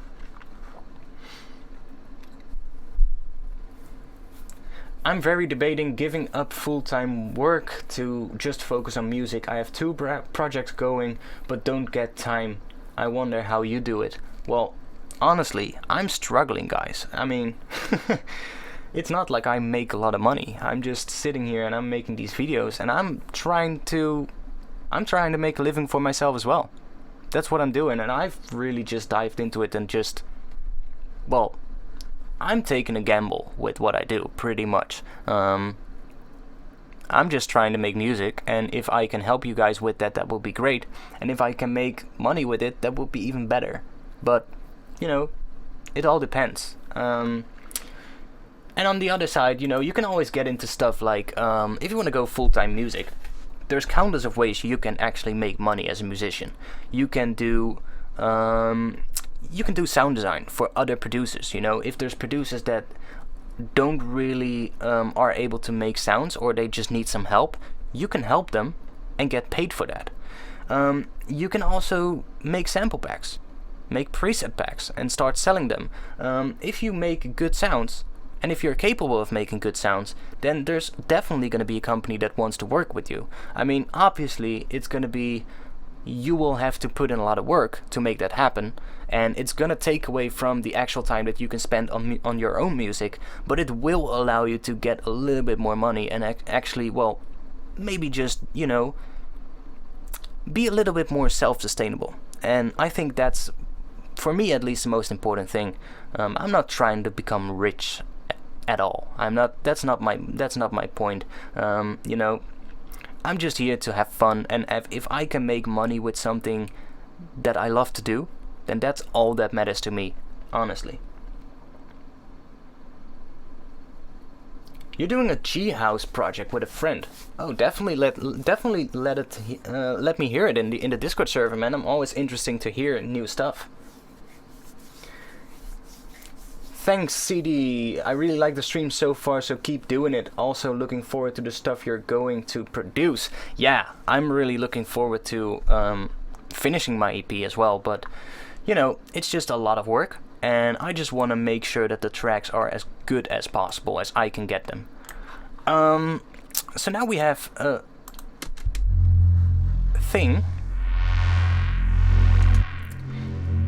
and we can maybe add a little bit of the amp just to bring out a little bit of high end, and I'm gonna solo this so that we can hear just this layer.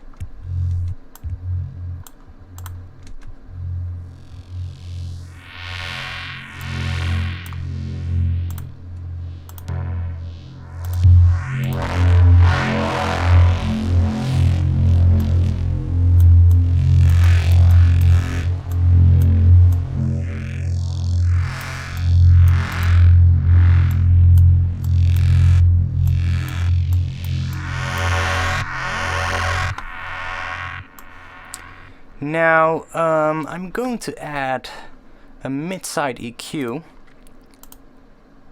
and in the side channel I'm going to add a high pass, and I'm going to shape this a little bit because I get quite a bit of stereo information, a little bit too much actually. So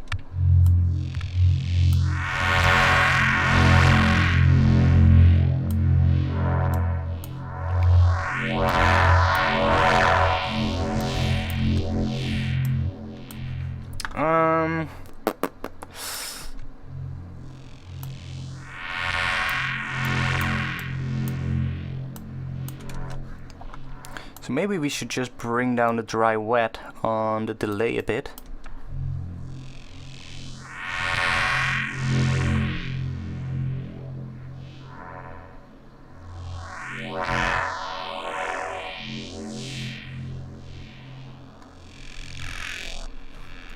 And now we can bring back the sub layer. And let's just create a new audio track right now. And I'm gonna set the input to resampling. And we're just gonna record this so that we can actually see how it looks. Yeah.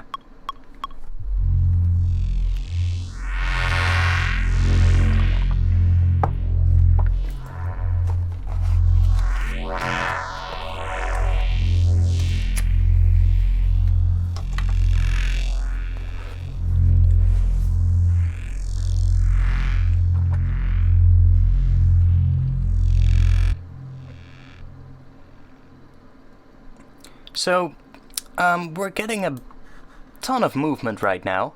I can still see that the sub is pretty inconsistent. The sub is still it's getting louder and quieter, so we have to work on that. And it's pretty easy to fix that. I mean, we have this high pass right here. I can just bring it up a little bit further and go into the sub chain and maybe just do this.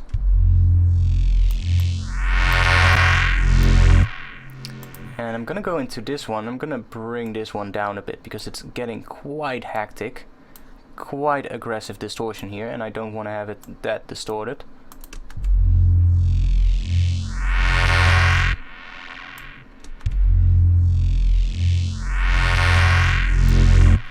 Now, we might get quite a bit of volume differences right now, but we can work on that. We can actually, you know, fix that by just putting on a glue compressor. And I like to set this like this. Bring the threshold all the way down. Now, you might think, why would you do that? Now we're getting a lot of compression, right? Well, I've set the attack time to the shortest time possible, which means that whenever something goes across or over a threshold, it'll basically respond immediately. So it starts compressing immediately. And I've set the release time to 1.2 seconds, which means that to get back to the default value, it's actually going to take a long time. So what this compressor right now is doing is it's actually just squashing the sound, and it's trying to bring that level of these volume spikes that we have here closer together. And we will probably get a much quieter sound now. It's not even that bad yet.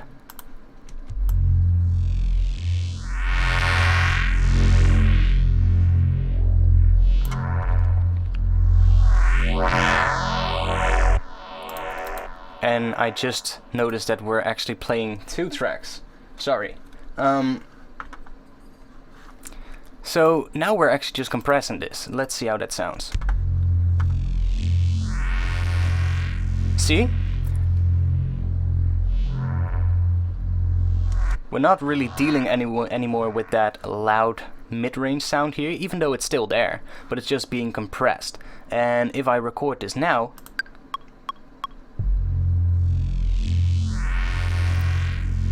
we can see that the volume is a lot more consistent. And that's really, really helpful when you're actually doing sound design.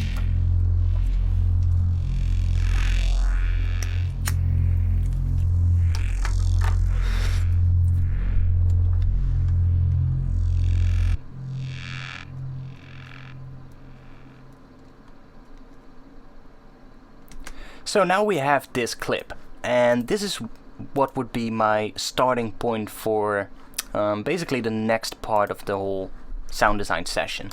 I usually just go into a new MIDI track and take this clip and drag it into the new MIDI track that we created, and this creates a simpler device. Now I like to use sampler, so I'm going to convert that to a sampler device, and we can set the root key to F1, which was our root key in the wavetable device. And I can just put this clip here, and we're now gonna get the exact same thing as what we had before. Let's see, what else should we do? I can boost the volume a little bit.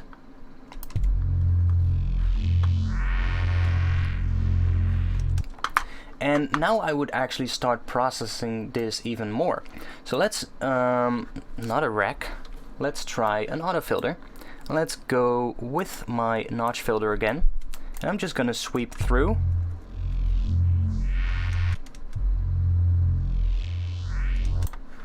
And I'm just gonna try thin out these mid frequencies a little bit and just create a bit more movement in here. I keep forgetting that I can double click. That's actually really quick if you want to make automations. It's a nice, neat little feature. Now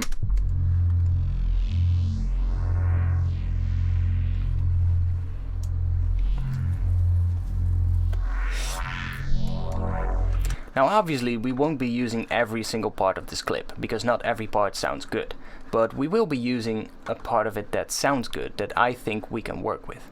And now I would, well, we could add a little bit more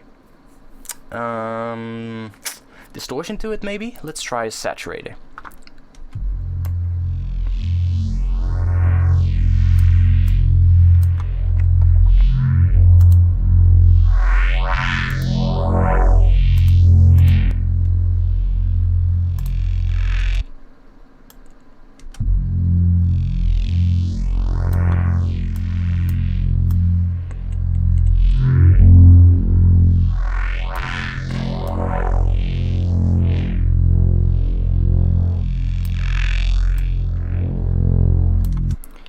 like the sound of that dampening, so I'm just gonna automate that a little bit as well.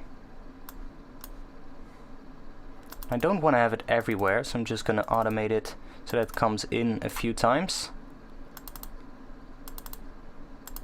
Something like that.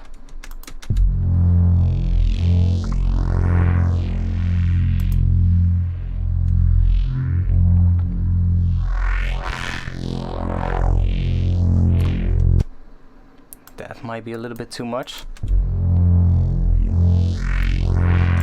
Now we're getting a bit of rumble and stuff going on, so we might have to go back into here and see where that is coming from.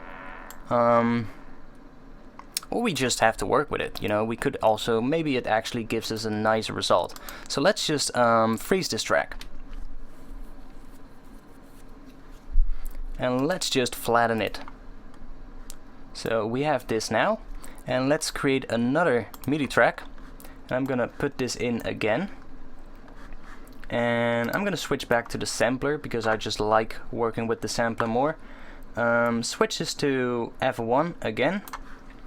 And now, if I just turn all these tracks off, we can focus on maybe a shorter part now.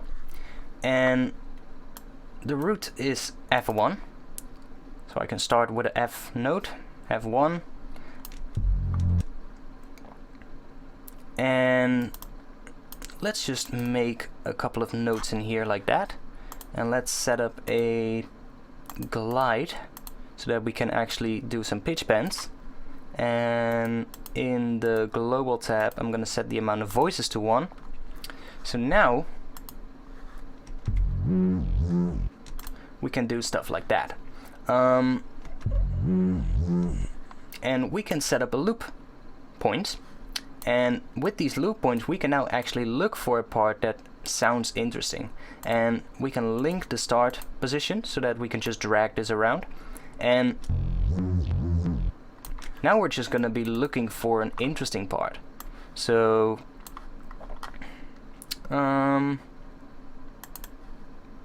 we can do, and we could maybe do a pitch bend on the end so that goes down.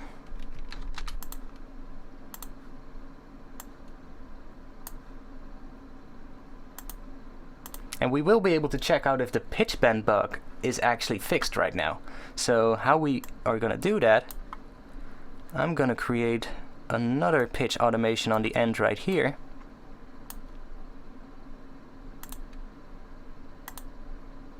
Come on. And this means that right now, in the old Ableton, we should be getting a pitch bend bug. And we're gonna see if that happens in the newer version as well. So let's see.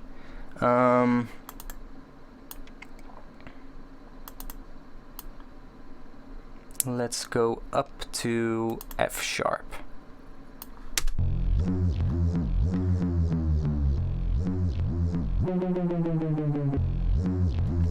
And it's fixed. There you have it, guys. So they actually fixed the pitch bend bug, which is a great thing. I've been wanting that for so long. Normally you would just, you would get some weird stuff. Basically, at the end of this clip, it wouldn't really reset to the default pitch value, and whenever you would start playing on the start of the clip again, it would just play it completely out of tune. And right now, it plays it in the right pitch again. So that's something I've been wanting for so long. And yeah, yay. Indeed, yay. That's pretty much the best description. It's really something I've been wanting so long. So yeah, that's good to know. And now we can actually just play with this.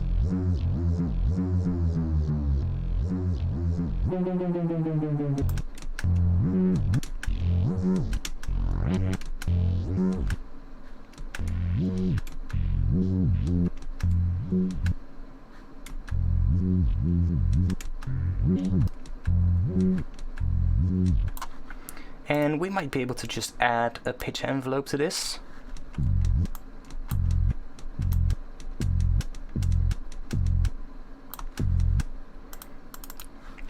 And let's get rid of the pitch bending right now. And let's try and create a bit more of a rhythmic pattern. So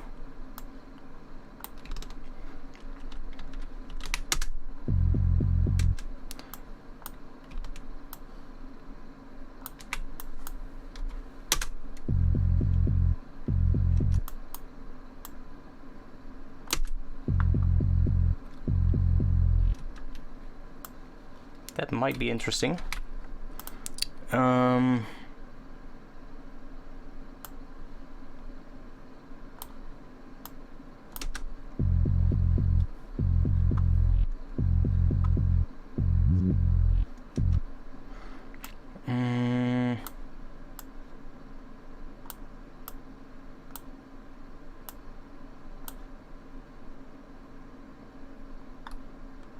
Let's move up to F sharp here. Let's see how that sounds.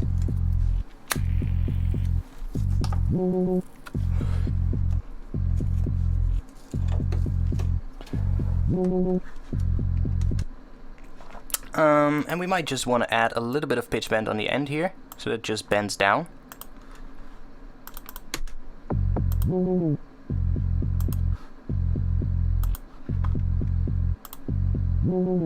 And now we can play with this start position and just really start looking for a part in this clip that sounds nice.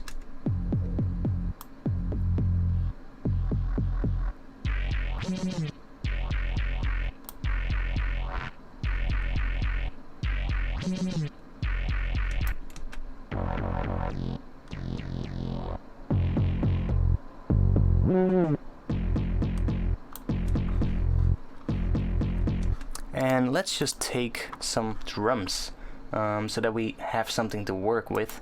I'm just gonna take one of the, let's see, what do we have?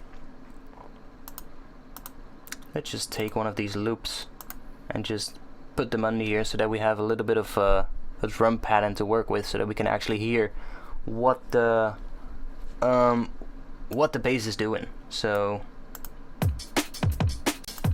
you know, let's just take that.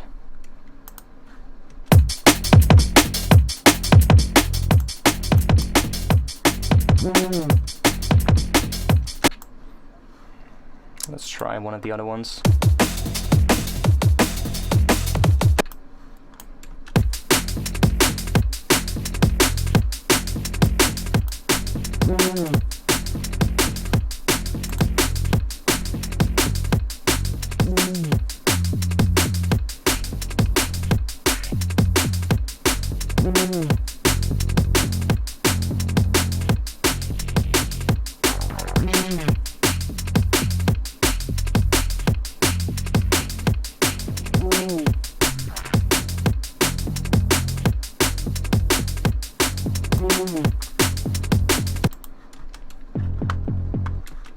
So we have a filter here that we can use.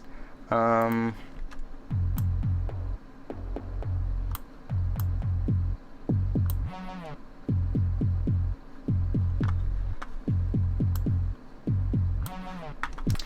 I think I want to automate that notch filter towards the end here, so that we get a little bit more movement on that last final pitch bend. Like that. And we can play with this a little bit so that we can just change the sound of these rhythmic hits a bit.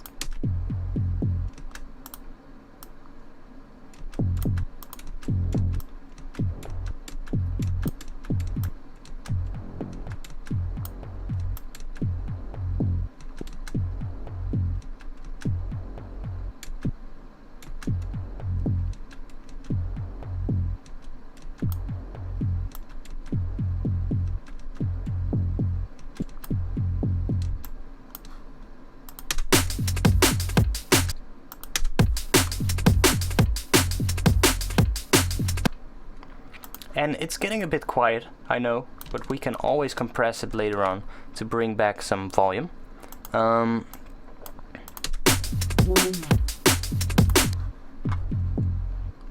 And we might just, yeah, let's just get out Trash 2. Let's just see how that's gonna sound on this particular thing.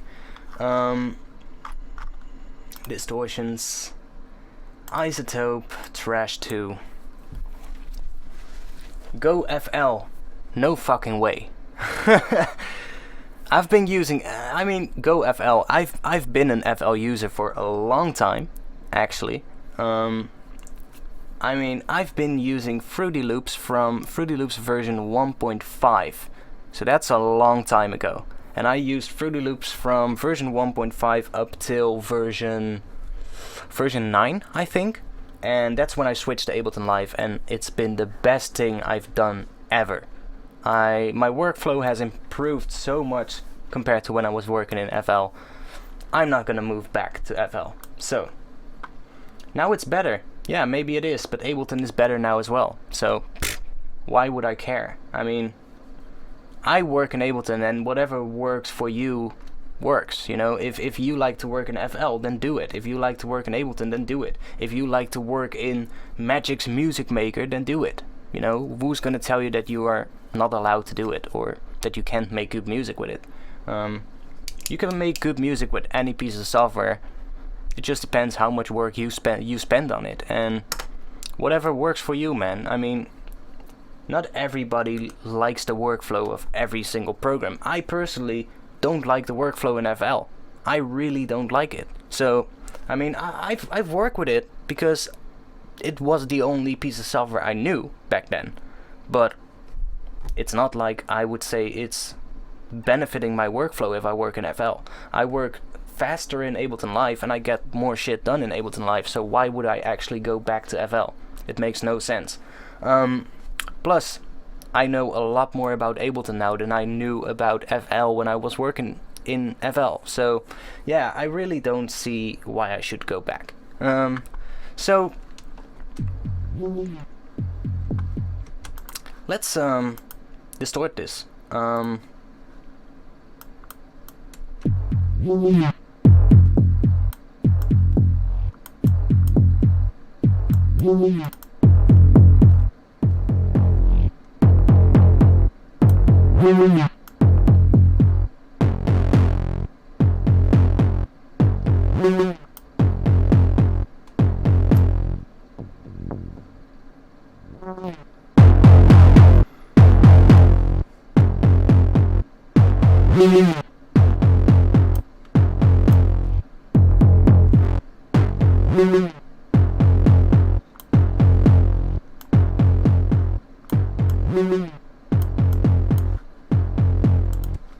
So I quite like the sound that that's giving me, but I think we need to distort it a little bit more. So I'm gonna add another Trash 2, and this time,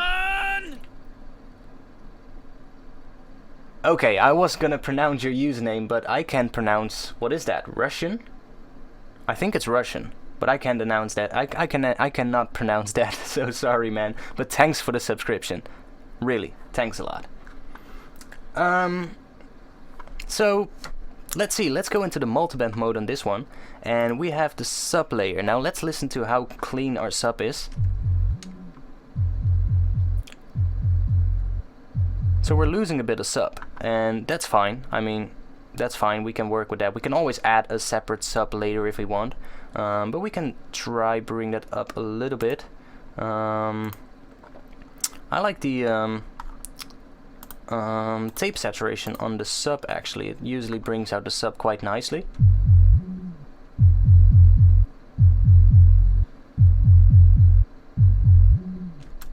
And we're losing sub here because we're going in such a high pitch, which is fine, you know.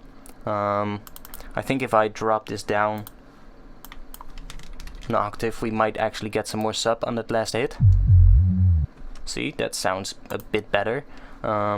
And we might be able to change the pitch bend range to 12 semitones. That's good.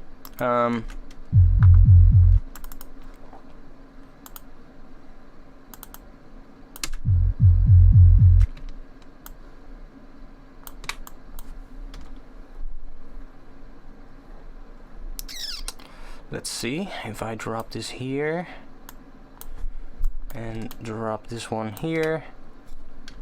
Let's get rid of this one. Let's drop this one here.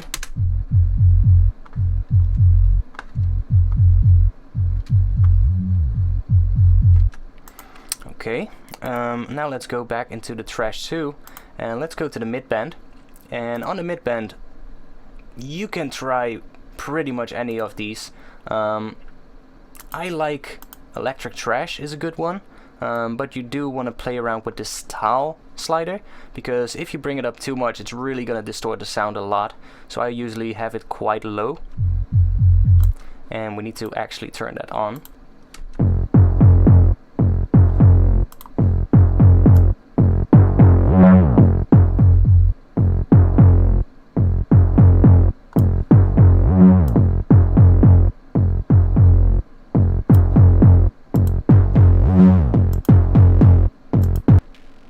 Now for the high band,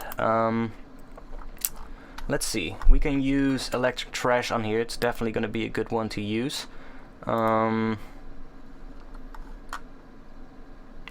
control tends to sound nice as well.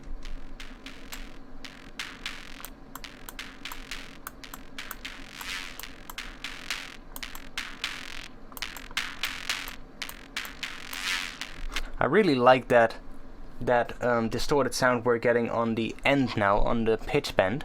So let's see how that sounds with the rest of the layers in there as well.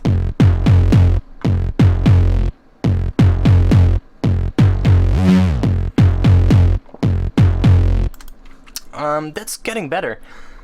I do notice though that the sub is not consistent.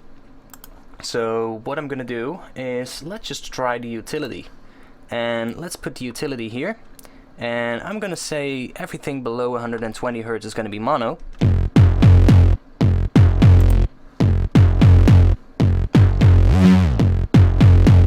And we're getting a quite, it's not completely mono, but it's pretty good. Let's bring it up to about 200 Hz. We're still getting a bit of stereo movement, but it's not too much. So the sub frequencies are pretty much mono now, which is what I want when you. It's pretty much what you always want when you're working on bass. You can use stereo and bass, but it's not easy to mix. It's really gonna give you, it's more likely gonna give you problems during the mix down phase than it's actually gonna benefit you. If you can make it work, you know, then that's definitely gonna be good. But I would say just stay away from using too much stereo on your sub frequencies. Wow, we're actually getting a lot of Russian comments right now. Sorry guys, I mean, I love all you guys, and I really love that we've got a worldwide audience with a lot of Russian people now as well, but I don't understand what you type in the chat right now. So I don't speak Russian, so, and I'm not able to read Russian as well, so you can ask me questions, but please ask them in English so I can actually answer them.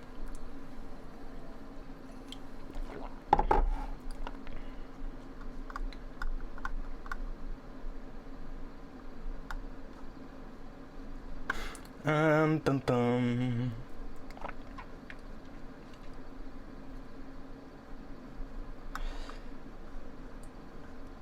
We like your staff. What do you mean? My moderators, because there are no moderators right now. I will be setting up some moderators soon, but for now we'll just continue like this. And honestly guys, I really like that I have Russian viewers as well. I didn't even realize that I had viewers in Russia, so that's definitely good. Where do you get your hi-hat tops? I usually just make my hi-hat loops myself. I just work with single drum hits, and I just make my own loops. I think that's the best thing to do. It gives me the most freedom when it comes to making the patterns. So yeah, I just like to use hi-hat single hits and just make my own loops from that. Does Live 10 have VST bridging? No, it doesn't have VST bridging. In fact, I think Live 10 is only gonna be available in 64-bit, if I'm correct. I think I saw that on the Ableton Live website. Which would make sense, you know, because there isn't really that much people working in 32-bit anymore. By now, pretty much everybody should be working in 64-bit when it comes to music production, but I think there's still going to be a few people that work in 32-bit, so I'm not too sure about that decision, but we'll have to see how that goes. Can you have multiple plugin folders in 10? Let's just see. I don't think so, but let's see. Let's go into the options. Preferences, file folder. No, you basically just have your own one folder right here that you can select. So no, you don't have multiple plugin folders.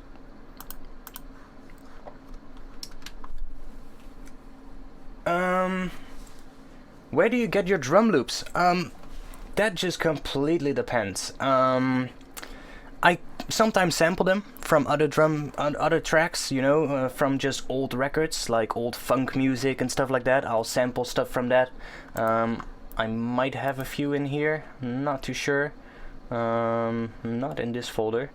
I think I have some.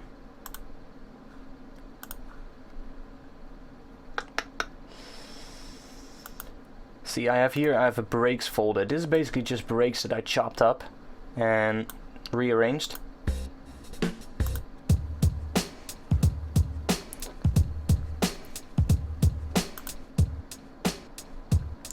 See, those are just breaks from other tracks that I just sampled and I, you know, just resampled and have there in case I need to fill up a particular loop.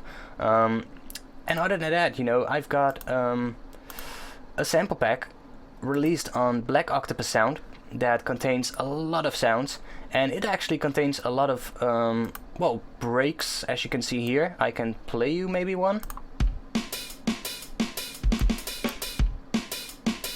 It contains a whole bunch of loops, a lot of percussion loops as well, and these are actually ones that I use quite a bit myself. That's why I made the pack. I mean, I made this pack to have a pack of drum sounds that I really like myself and that I use a lot, and I release it on Black Octopus Sound. So if you want to get this pack, go on Black Octopus Sound on the website and search for ARTFX Neurofunk drums, and you will find this pack.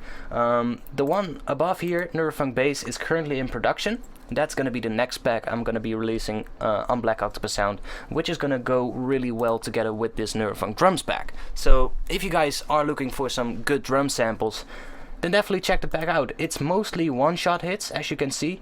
We've got a whole bunch of folders of one-shot hits.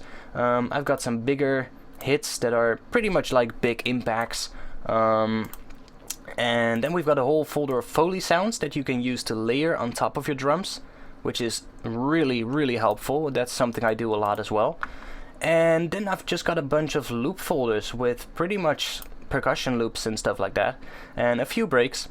In total, this is about 2,000 samples, so I really put in a lot of work to make this pack. And there's countless of samples in there that will probably be good for what you want to do. So if you want to make drum and bass and you're looking for some good samples, and not just like 10 kick drums and 10 snares, no, but really looking for a good collection, because honestly, we're talking about 150 kick drums. And I have, I think, 150 snares as well. Yeah. So we've got literally just the kicks and snares are already 300 samples. So that's quite a lot. So yeah, thanks, man. Thanks, Exemption, for saying that. I mean, I put a lot of time in these packs, and seeing that you guys like them is a really, really nice thing to hear. Let's bring the volume down.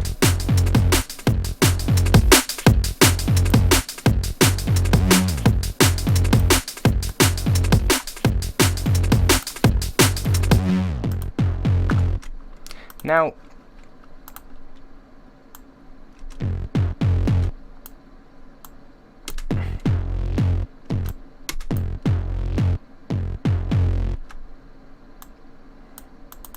I think I actually like that.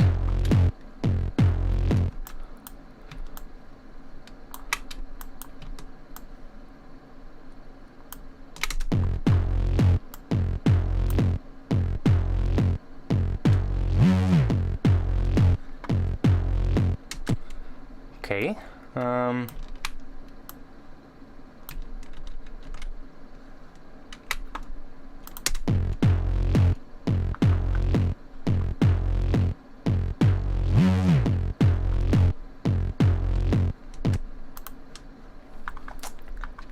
Okay, so the chat is just literally been going in Russian right now. I really have to do something about that because, guys, I can't understand you at all. And, you know, you can type whatever you want in the chat because it won't be visible in the final video anyway, so I don't really care at the moment. But, yeah, I don't know what you guys are saying at all. So, keep on talking Russian if you want, but you're not gonna get an answer from me.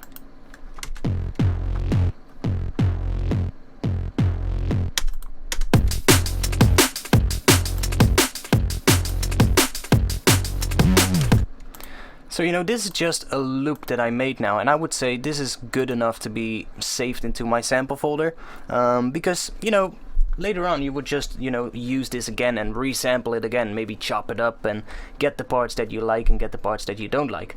And the same thing goes for just, I can create like a longer clip now without any pitch bends to just make sure we have something more. And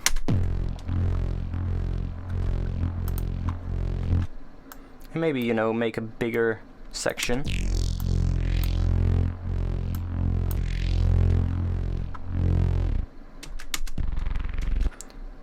Hey, I thought they fixed the pitch bend bug. We have a pitch bend going on the end. And what just happened? To me, that sounds exactly like the pitch bend bug that we had.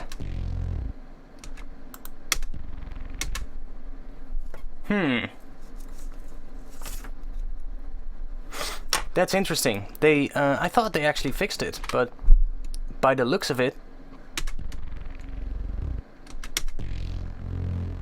it hasn't been fixed. I'll definitely let the Ableton team know about that, so that they can work on it, because I mean, just now it looks to be fixed. I mean, right here it worked perfectly fine. But then I copied the clip, and then we got the bug again. That's interesting.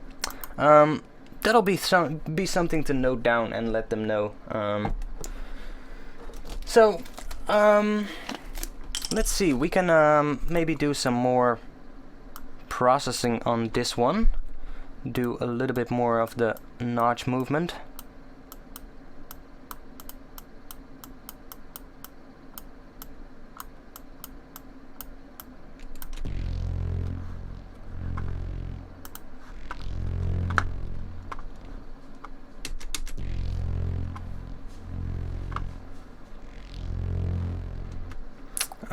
Boom boom, that's sounding nice.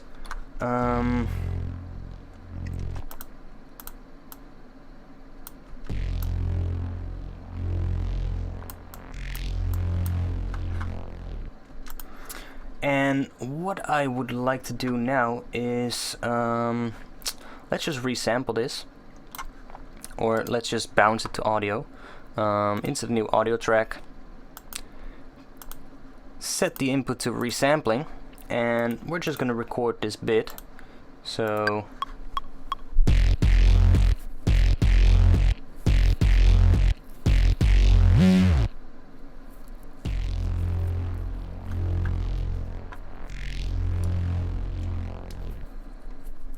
you can see that we've got a really loud part here, and we've got a much quieter part here, which I'm wondering about why that happens. Let's see.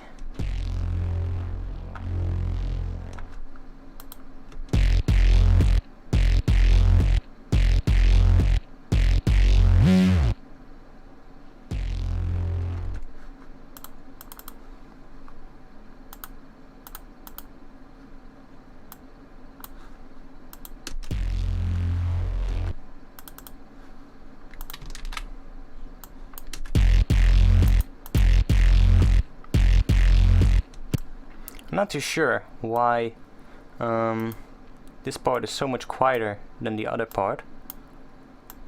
Maybe we're bringing the filter down too low.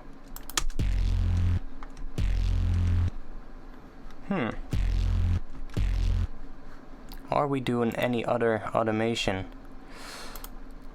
Oh wait, there's some volume automation going on here that I didn't know about. We don't need that.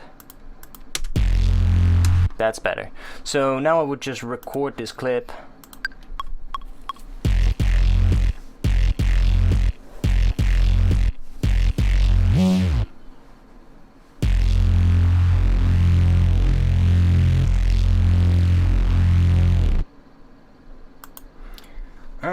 What I heard is that they actually know about it, but they weren't able to fix it. Someone asked them at the official presentation of Ableton 10.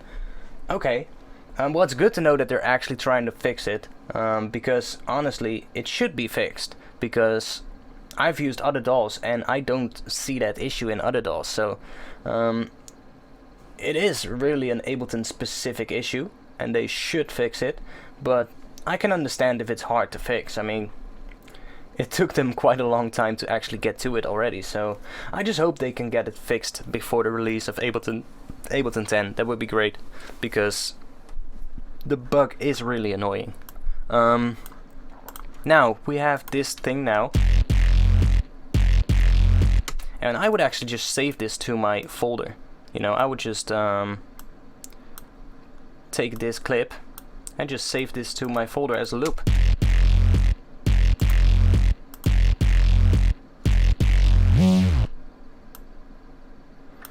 And we should be having fades now as well, right? Yeah. So we have these fades now here, so I can just add a little fade on the end.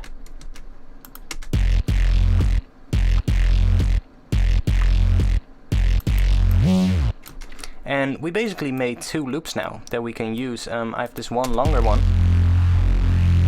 And this one I can just throw into a sampler later on if I'm working on a track. And this one is pretty much ready to drag into a track and maybe, you know, rearrange a bit, chop up, or process a bit further. But these are definitely two good starting points for a bass. And this all started from this first wavetable.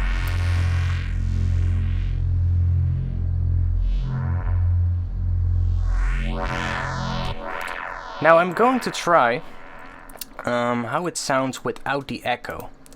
So let's turn that echo off, and I'm going to record this particular one now without the echo device. So we should be getting a little bit less stereo movement.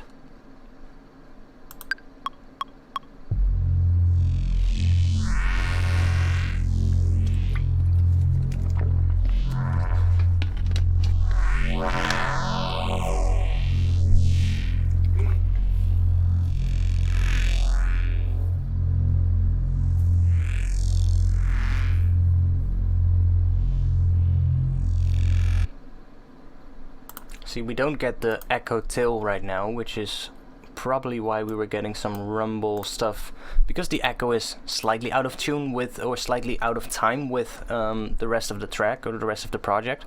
And we had a bit of processing on this track, right? No, we don't have any processing. That's good though.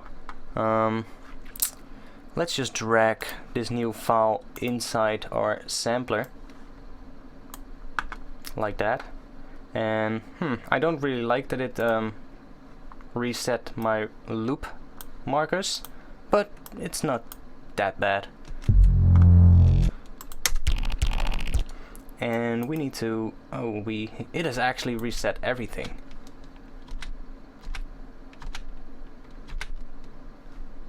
Boom, boom, like that. And I should be able to drag this in here. Okay, so that's something I don't like, is that it actually completely resets the patch. I don't like that. But there might be a workaround, there might be a fix for that, or some key shortcut that I don't know about yet. But that's a little bit odd, that it just resets the patch completely. Because it does, oh no, it does actually not reset the filter. It does only reset this page. That's new to me. I haven't really seen that in Ableton Live 9, so that might be something odd.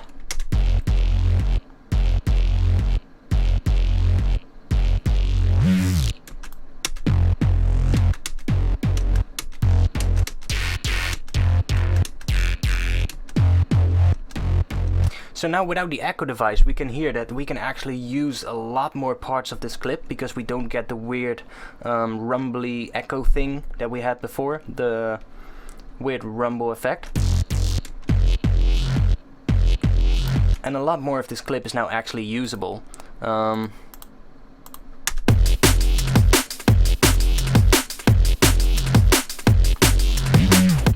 So that's interesting. That way we can actually make another loop that sounds pretty cool. So I can just drop this here and record enable this track.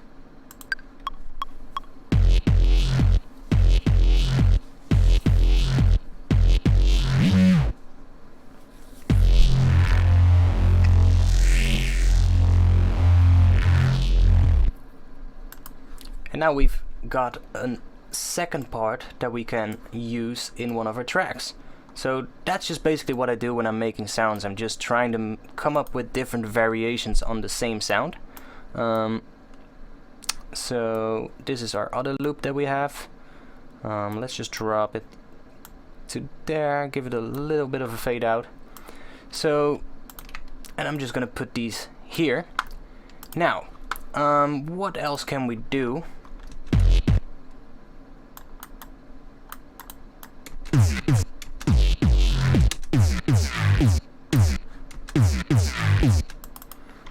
Let's just try what we can do if we do some weird pitch bending stuff. So let's just create a long note, and I'm just gonna add some pitch bend notes in here. I am trying to stay in the key.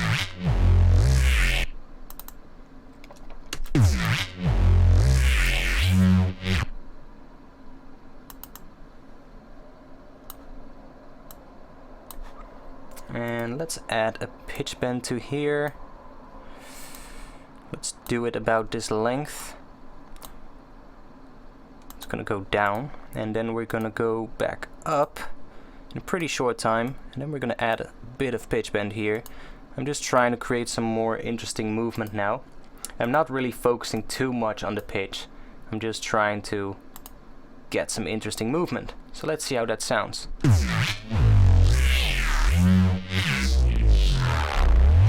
As you can hear, we can really create some interesting movement this way.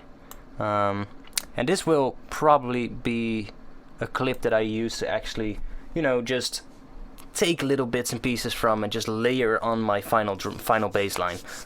This probably will not be the clip that I use for my main bass line. This is just for the fill sounds on the end of a phrase. But it's definitely a cool way to create some new movements and some new tones by using the pitch bend. Groups within groups. Yes, groups within groups.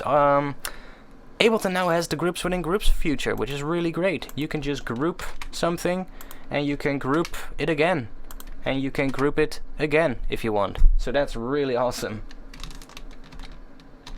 But we don't need it right now.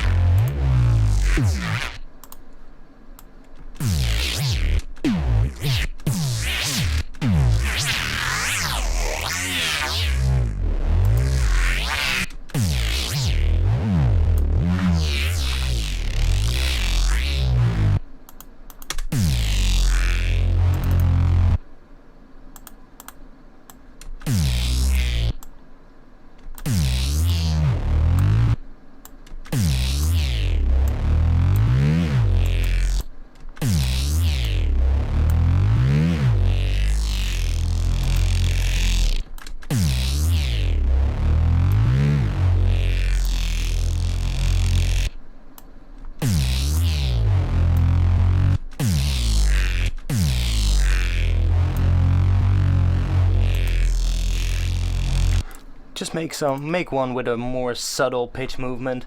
That's always good to have in your library as well.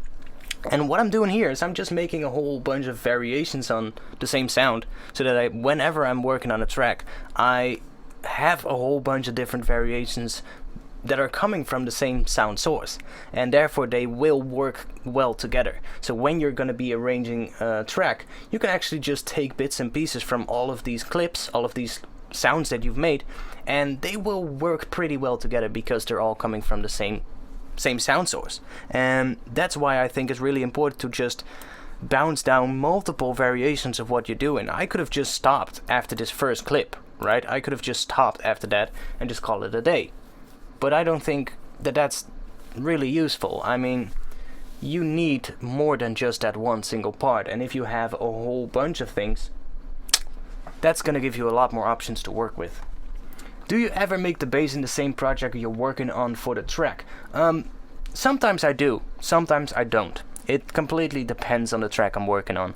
Sometimes I'm working on a track and I'll have like, you know, a good intro going and a good build up going, and I just know in my head what needs to be in the drop for the bass, and I'll probably just start working on the patch within the project itself.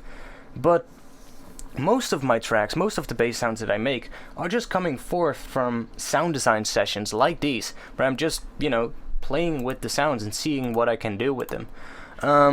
So now we have this, and I'm just gonna bounce this as well to audio.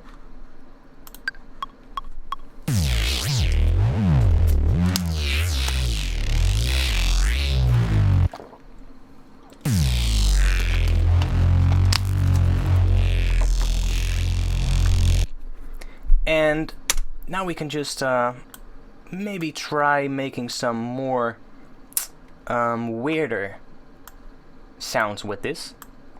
And that's going to be a good way to test out if Max for Live, how that works in the new Ableton Live 10. So let's just make a new MIDI track. Let's go into the Max for Live library, and let's go into the Max Instruments, and let's go for the Granulator 2. And let's try some granular synthesis on this. Let's see if we can make some interesting sounds from these loops that we've just made. I don't know what's gonna happen. Honestly, granular synthesis is really just trial and error. At least that's how I see it. But we can see. I'm just gonna put this clip in here. And I'm gonna turn on the scan feature, so that we can really time stretch it. And let's just drop that F note that we had in here. And we don't have any pitch bending going on, that's good.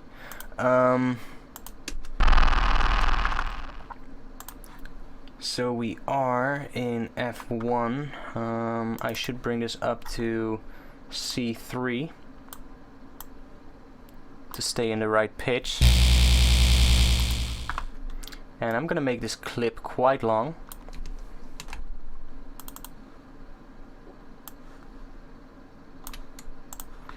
And let's group this into a rack.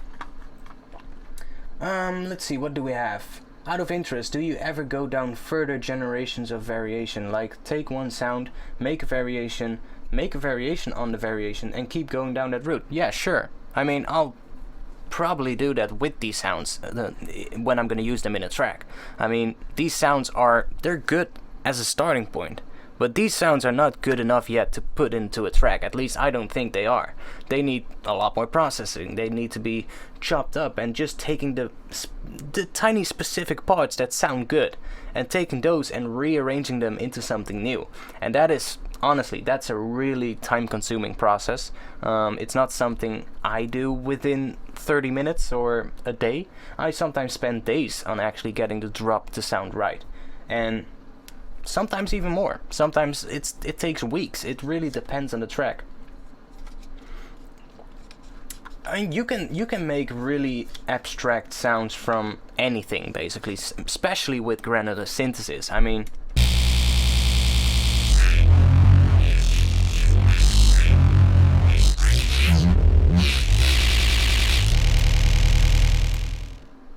Now we need to do a few things here. Let's set up the release time. Let's bring that down a bit. And I'm gonna map some stuff to my macro controls. So, the first thing I'm going to map is the file position. I'm gonna map that to macro 1. Grain size, I'm gonna map that to macro 2. Let's see, spray.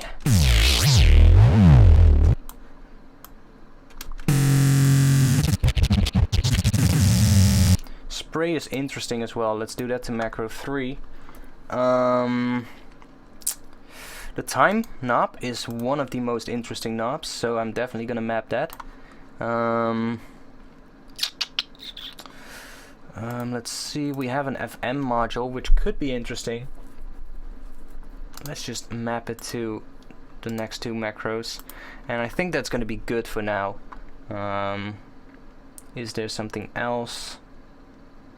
We've got the random here, which could be interesting, but I think there is a spread function as well. Yeah, so here we have spread. Let's use that one. So we now have a bunch of macro controls, and I can just start playing with them while we are recording sound, or I can just automate them, and you can get some really crazy stuff with this. So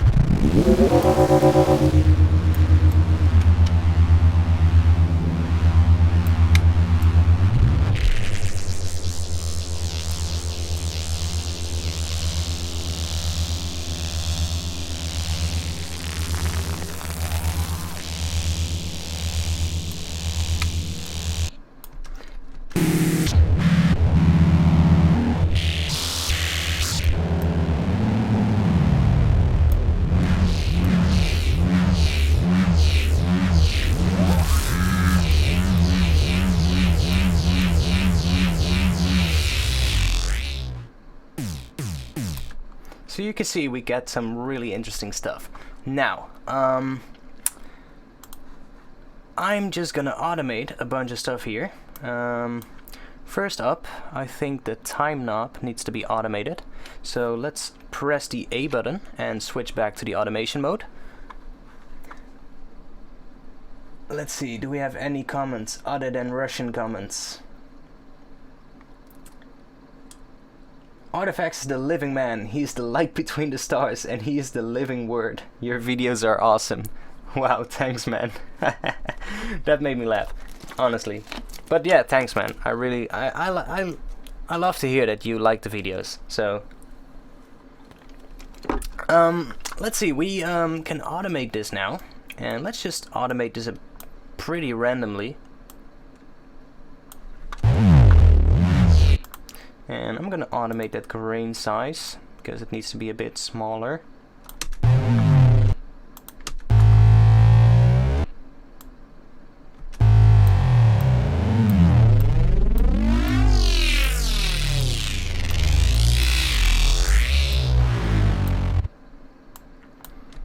And we are getting a little bit of a pause right now, which is no problem. We can work with that later on. And let's just do some slower movement here. Just make it quite slow there. Then we have the file position and the spray. I want to automate that time knob, because that time knob is really going to make a huge difference when it comes to these kind of sounds.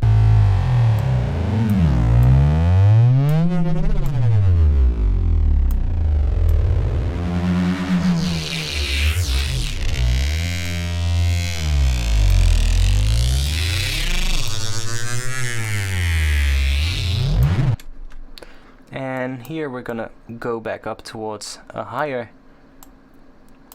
or a more time stretch kind of sound.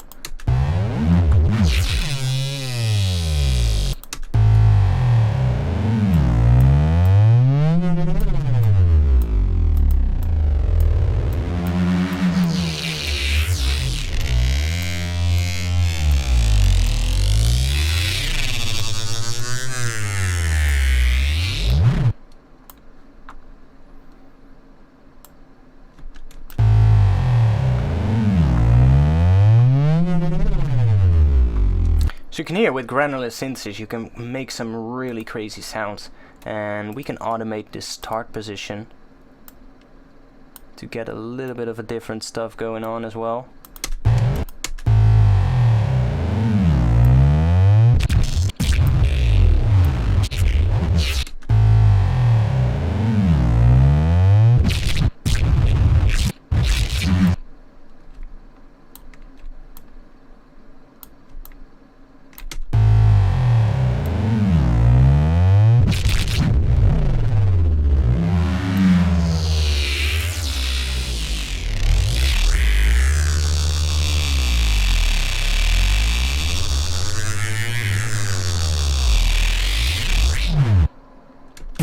And then we can just bring it up here so that it goes towards the second part of the track, second part of the clip.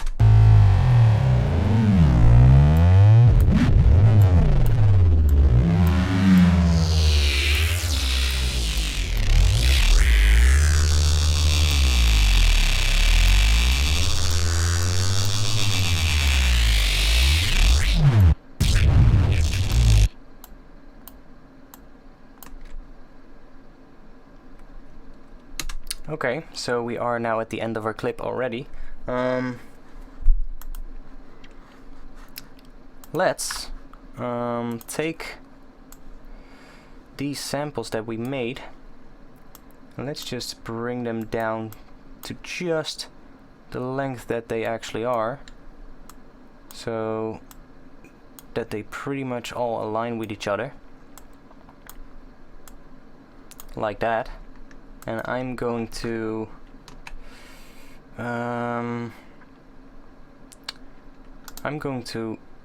duplicate these, and I'm gonna consolidate this particular clip so that I have all these ones in one single file, and I'm gonna, without the pauses in between, and now I'm gonna put this into the granulator,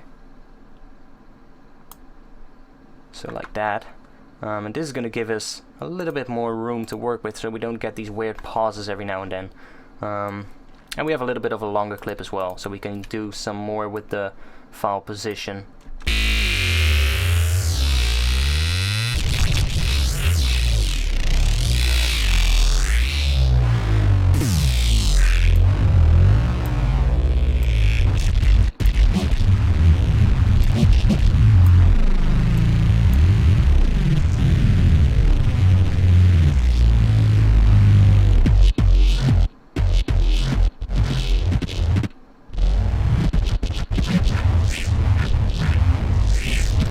So you can see that granular synthesis is really just a matter of trial and error. There's a lot of stuff that's gonna sound horrible, and there might be just a few little bits and pieces that sound cool.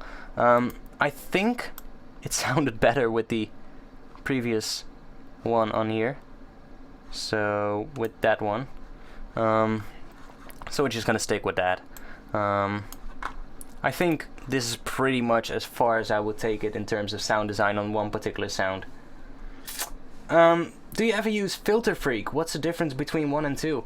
I've used Filter Freak in the past, and I think, but I'm not too sure, I think the difference between 1 and 2 is that in Filter Freak 1 you only have one filter, and in Filter Freak 2 you have two filters, but I'm not completely sure. It's been a long time since I used those plugins. But they're great filters, honestly.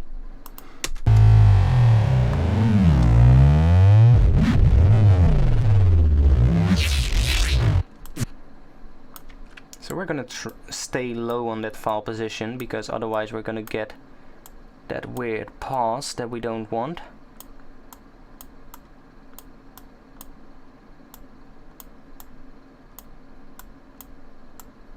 And I think if we just consolidate this clip and drag that in here, that's gonna be better.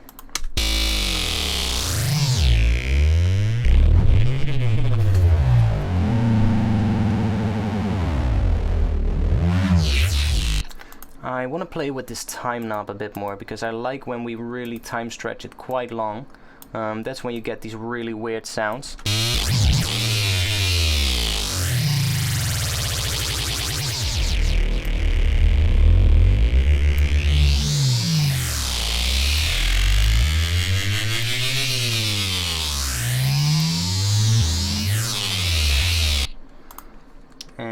can play with these grain sizes too.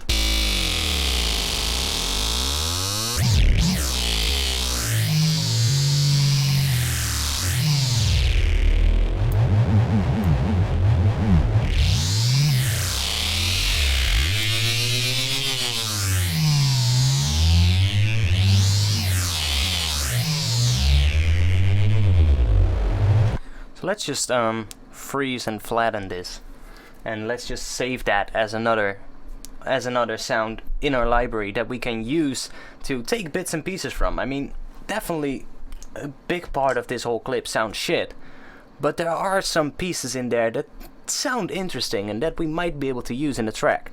And again, this comes from that same clip we made earlier, so it will most likely work well together with any of the other sounds that we made so far. So I can flatten this, and now we will get the audio of that. Now it's gonna look pretty wonky. You can see there's a whole bunch of weird stuff going on.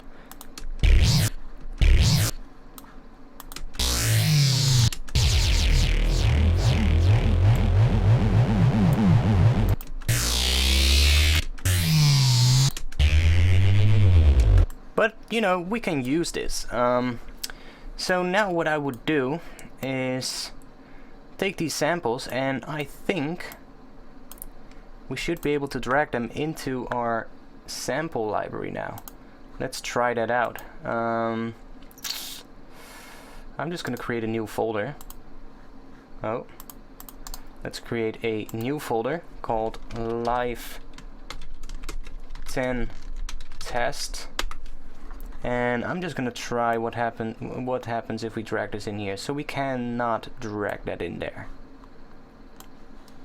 That's too bad. I was hoping that we could now drag these in here. Oh, we can. We just cannot drag one full in there. Okay, one full sample. Okay, that's fine. It still comes up with these messy folder structures though that I don't like. But okay, it's good. What I could do is just take these little bits and pieces and just bounce them to separate audio files. That's what I would normally do, and just save that in my folder so that I have them for later use. And then I'll also save this big one to, well, maybe just use for little phrases on the end of a section. But that's just pretty much what I would do. Yeah, I wish Ableton would sort out dragging samples into the folders with clear structures. Well, what I like is if there was an option to just drag them into a folder without Ableton creating all these additional folders. Like if I drag this particular sample, this file that I made, into this folder, I just want to have the sample in that folder. I don't want to have a project file.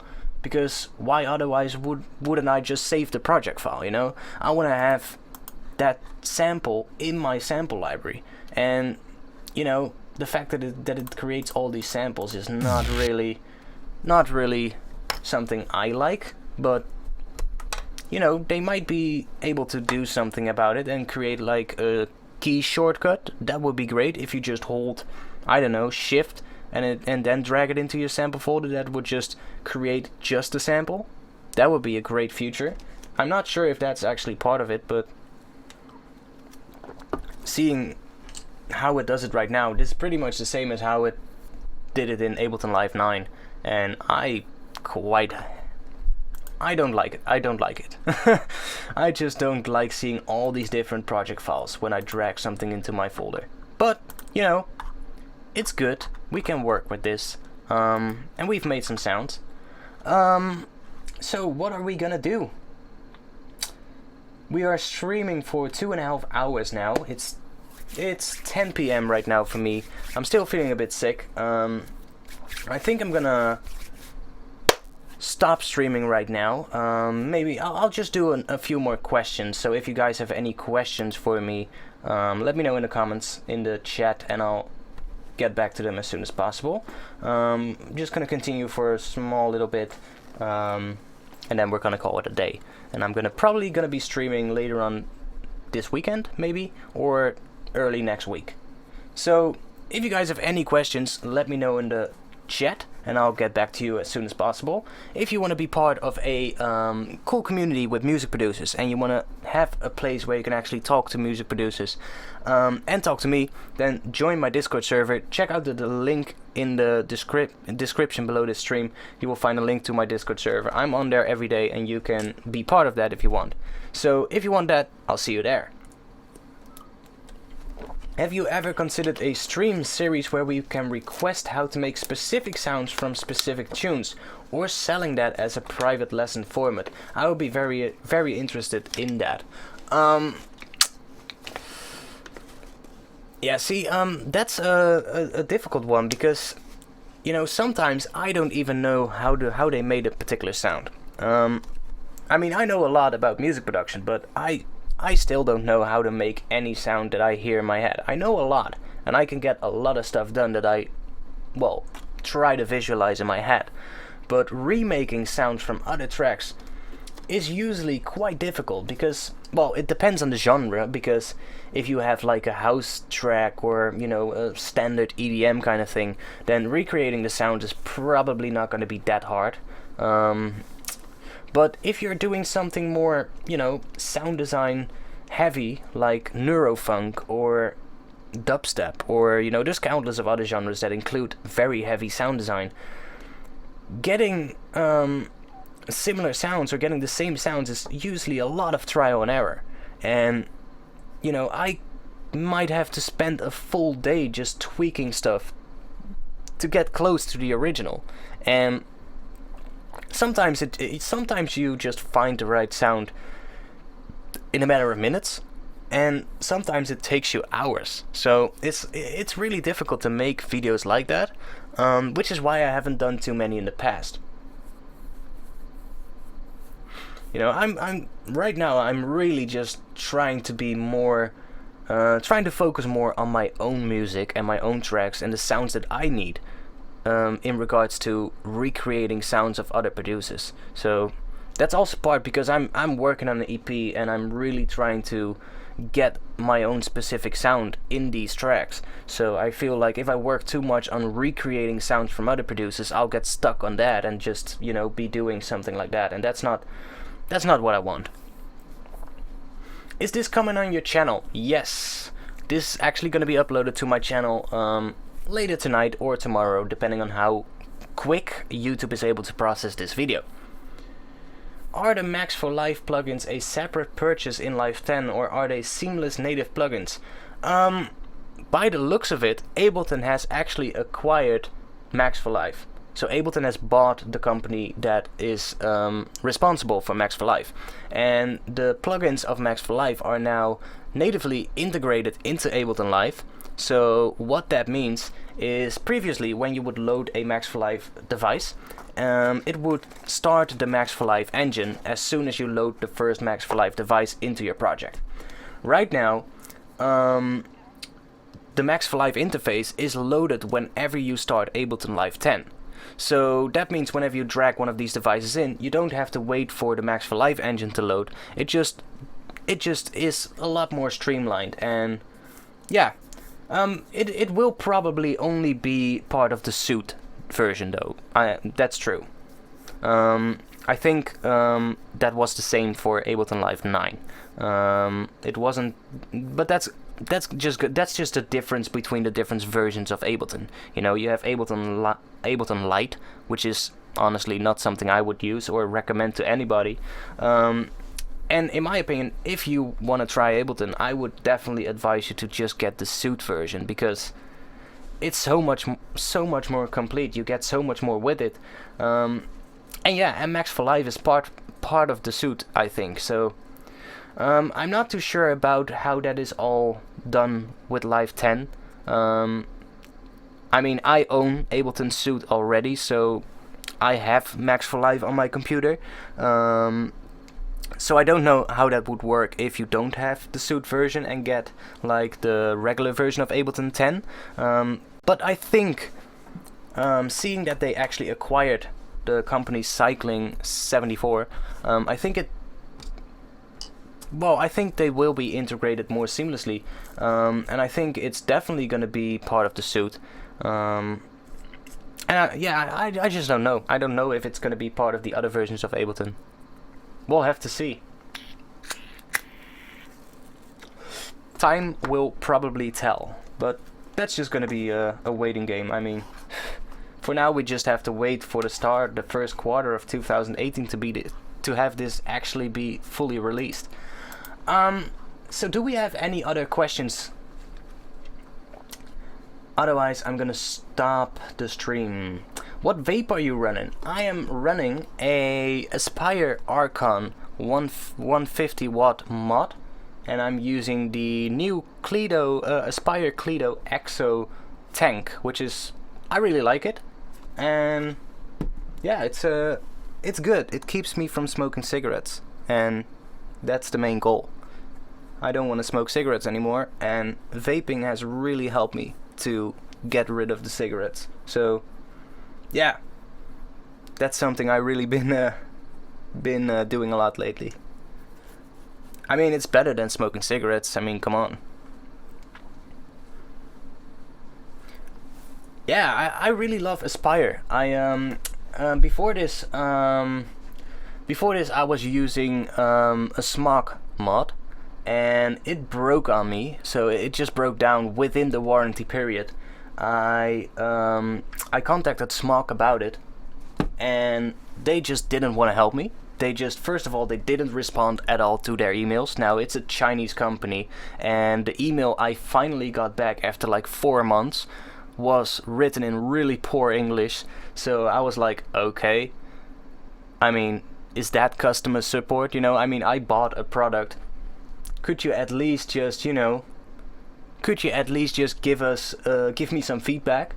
And yeah, so I didn't like that, and I kind of like told them like, hey, listen, I'm not gonna buy any of your products again if you don't give me a bit of feedback, or a bit of support.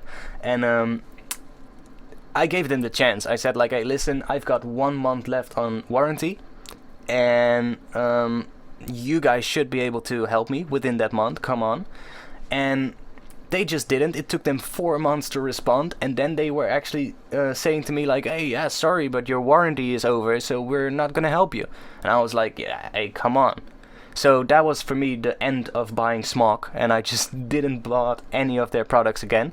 And I switched over to Aspire, and I really, really, really like Aspire. The mod is great. It's really good, and I didn't have any problems with it so far. So I've been using the original Cledo tank, and I recently bought the new Cledo EXO tank, which I think is a little bit more sturdier and a little bit more leak proof. So that's good to have, and yeah, the coils last way longer than the Smog coils as well, so that's good. Exemption asks, your videos are so helpful, man. Every stream is really appreciated. I want to donate to give a little back, but is there a way I cannot subscribe? I think if you go to the Streamlabs, you can just donate. Let me check. I think you can just donate the amount you want. I don't think you have to sign up for a subscription, but we'll see. I'm gonna check right now real quick, seeing if I can do that.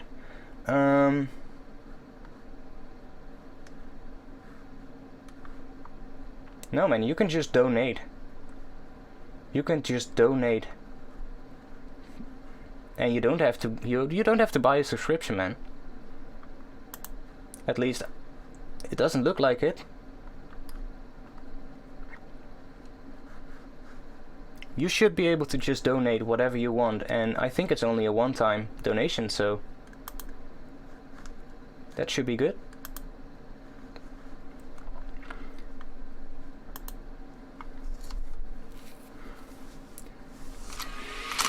See, I'm a playboy. There we go.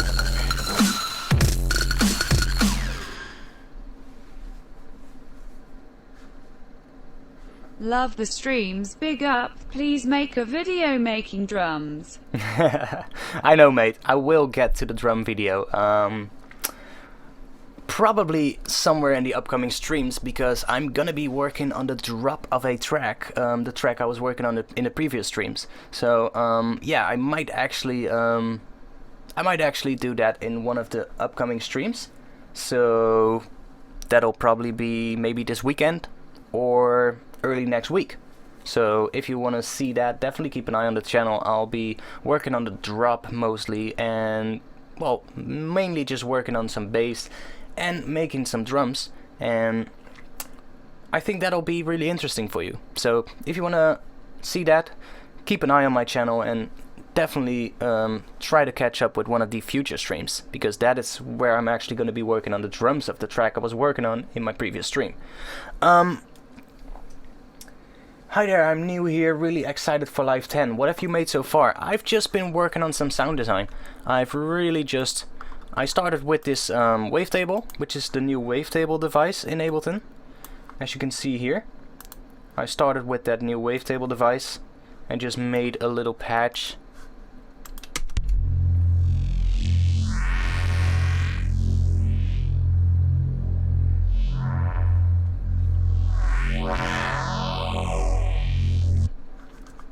And I just resampled that a bunch of times, and I got some interesting loops from that by throwing it in a sampler, and I now have a bunch of different loops.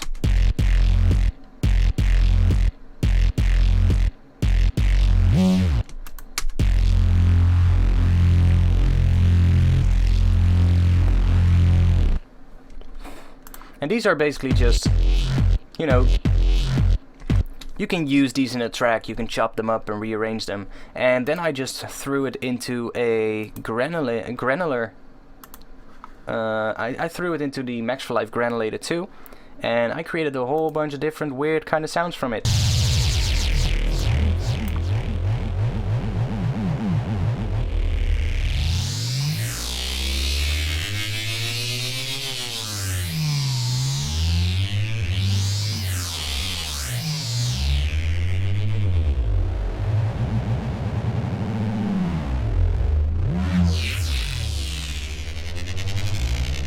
I really like that part, by the way.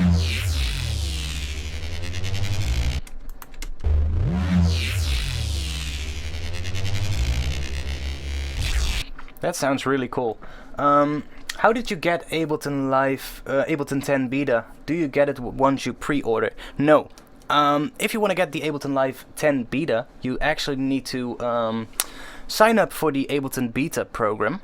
And you will have to sign up specifically for the Ableton Live 10 beta version, and then you'll have to simply just wait until the Ableton team approves you as a beta tester. Now, I'm not too sure how they approve everyone, how fast they approve everyone. You know, it might be the case because I applied like 2 or 3 days ago and I was pretty much approved straight away.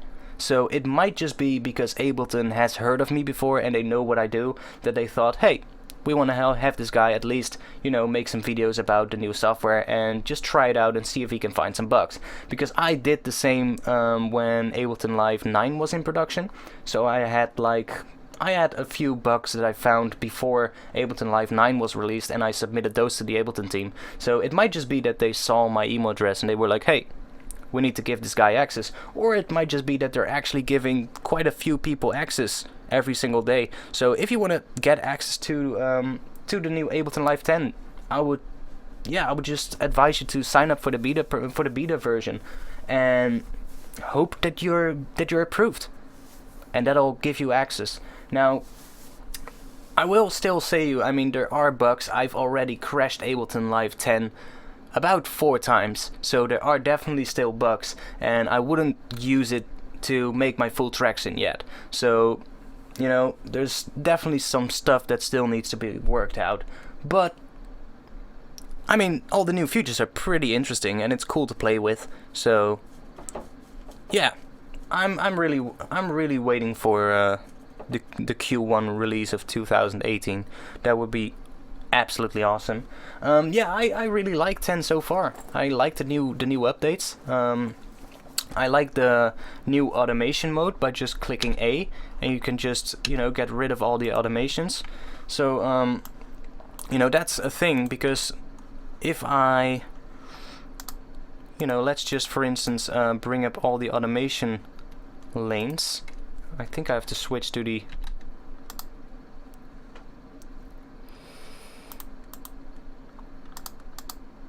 So, you know, let's say we've got a whole bunch of automations going like that. You know, you can now just simply press the A button and it just turns off all the automation. Or it doesn't turn them off, but it just hides them, so you don't see all the automation. And that's really helpful to just get a full view on your project without actually seeing all these different automation lines. And then you just press the A button again and you're back into your automations. So that's really helpful feature. I really like that. Looking forward to your halftime Neuro stuff. Recently discovered White Bear, which is very much that kind of sound, so would be very intrigued to watch that. Yeah, I haven't done too many halftime stuff. The last halftime thing I did was a remix of a Zomboy track. It was the track Here to Stay, and Zomboy's version was a dubstep track, and I turned it into kind of like a halftime track. It's more dubstep orientated though. It's not really the Neuro halftime kind of stuff, which I'm into right now. But it was halftime. So I've done some halftime stuff in the past, but I haven't really done any Neuro halftime. So I'm really interested to see how those tracks are gonna turn out. But I think the next track I'm going to be working on is definitely going to be the breakbeat track. I'm really feeling the 120 to 130 beats per minute tempo as well, and I really like just, you know, breakbeat is really cool to make, and it's pretty close to drum and bass. I mean, you can take any drum and bass loop like this one, and if you play that at 128 beats per minute, it's gonna sound pretty much like breakbeat.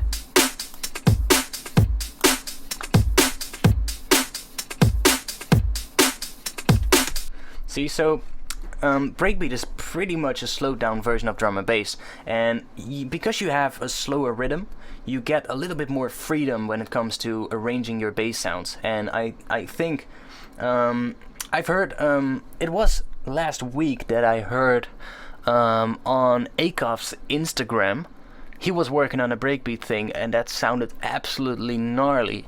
So yeah, that's been some stuff I've really been inspired by lately. So you can expect some halftime or breakbeat kind of stuff coming as well on my upcoming EP.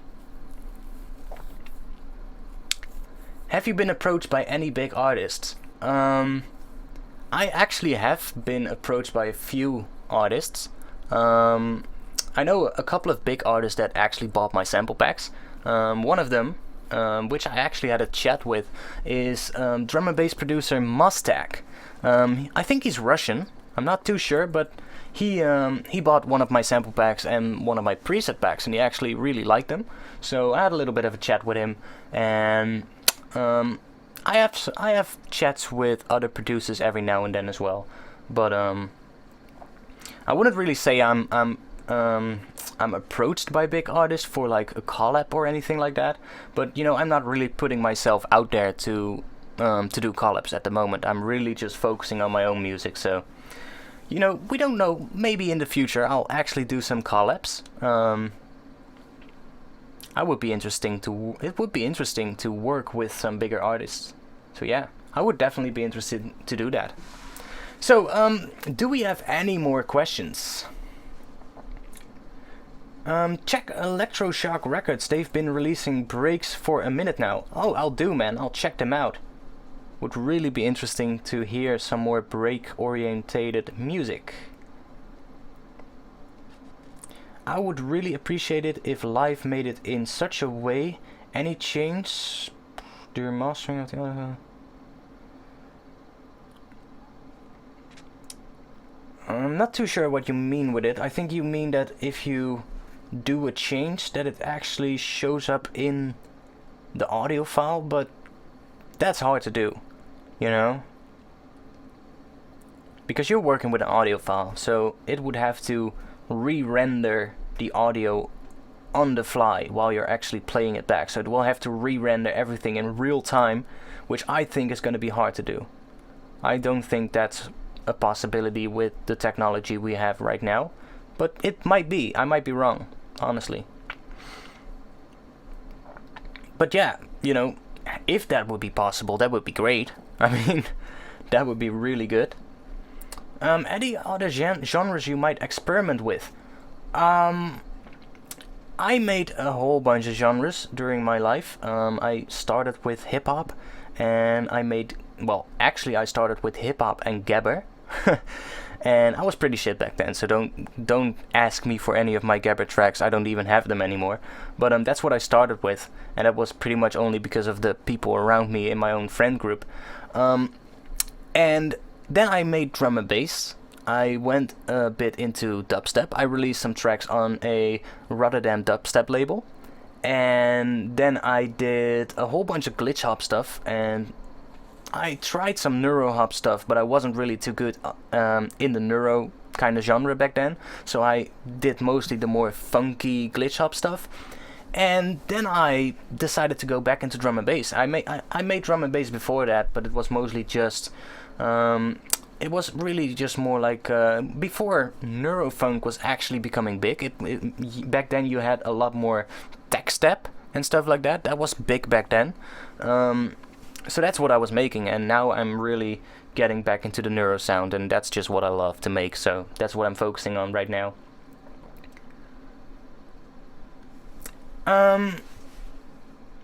Did you go to Bankface Amsterdam? No, actually, I live in Rotterdam. So I live where gabber was pretty much invented. And I was pretty much surrounded by a lot of gabber artists that are nowadays pretty big within that scene. There's a lot of artists that actually lived really close to where I live. For instance, DJ Paul Elstak, which is probably the Netherlands' biggest happy hardcore artist, and also a really good hardcore or gabber artist right now. He has a studio literally on the corner of my street. So there's a little industrial area right outside my neighborhood, and that's where he has his studio and his company. And I've been there once when I was younger, and I met a whole bunch of people. I used to hang out in a local record store. That is the record store of DJ Panic. It was called Midtown Records, and it was basically the store where I would just hang out every day. I would just go there and just hang out, listen to tracks, and meet a whole bunch of people, because all the big gabber DJs were actually coming to that shop to buy their records. So I met like a whole bunch of people there. And I used to work as a volunteer at a youth center as well, where a lot of these people were coming to perform. So, and this was before the gabber scene really exploded in the Netherlands. This was really at the end of the 90s. I mean, the gabber scene was already pretty big, but if you compare it to how big it is right now, it's grown. It has grown a lot. And I've seen quite a few people from that scene. Who would you want to work with right now? If there's one artist I can actually choose, then I would definitely choose Noisia. I feel Noisia, they know so much about music production. I think they're gonna be really, they will be able to really teach me stuff, So, yeah. Probably Noisia. I mean, let's just be honest, right? They're really good at what they do.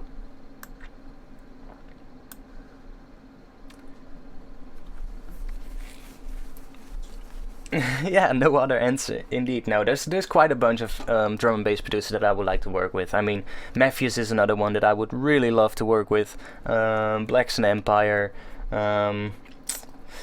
Who else? There's so many actually that make some really good tracks. I mean, Emperor is doing some great stuff. So there's quite a lot, but I feel Noisia has been like one of those few artists that got me into drum and bass, and I still look up to them today. I mean, they've been progressing a lot, and they've always been a big inspiration for me. Same as with Spore and Black Sun Empire and all these other guys. So yeah, NDC is also pretty good. Although I don't really like his music. It's not really the style of drum and bass I like, but he has some good tracks. NFact back in the day was pretty good as well. Also, I like Phase a lot. Phase does some really good drum and bass. But yeah, then again, you know, when I was going to drum and bass parties back in the day, we had a lot of drum and bass artists coming there, and most of them were like, you know, the really more aggressive drum and bass, so Counter-Strike and Limewax, and that was something I really liked as well. It's really heavy hitting, really hard hitting drum and bass tracks, sometimes even mixed with gabber, and back in the days I really liked those tracks. But you know, I tend to be a little bit more towards the neurofunk side of drum and bass now. I just like the sound design that comes with it, and I like the sounds, and I like to incorporate some cinematic style sound design in my tracks, and I feel neurofunk is really good for that. I'm on Yellow Stripe, you know us. No, sorry. Somebody asked if I have Instagram, right? I think that was quite a while ago, but somebody asked if I have Instagram. I actually have Instagram. You can go to instagram.com/artfxdnb, and that goes for SoundCloud, Facebook, Twitter, and Instagram. You can just go to there and type in ARTFXDNB after the URL, and you will get to my profile, or just search for ARTFX or ARTFXDNB and you will find me, pretty much.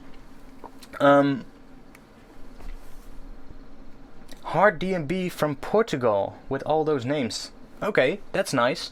It's like a party or something. It's like an event. That's nice. I mean, we had this big club. We had this small club. Oh, a label. That's cool. No, I haven't heard of them, man. I haven't heard of them. But I'll check it out. Definitely. Thanks. I'll check it out for sure. So, yeah. We've been going at this for more than 3 hours now, and I'm still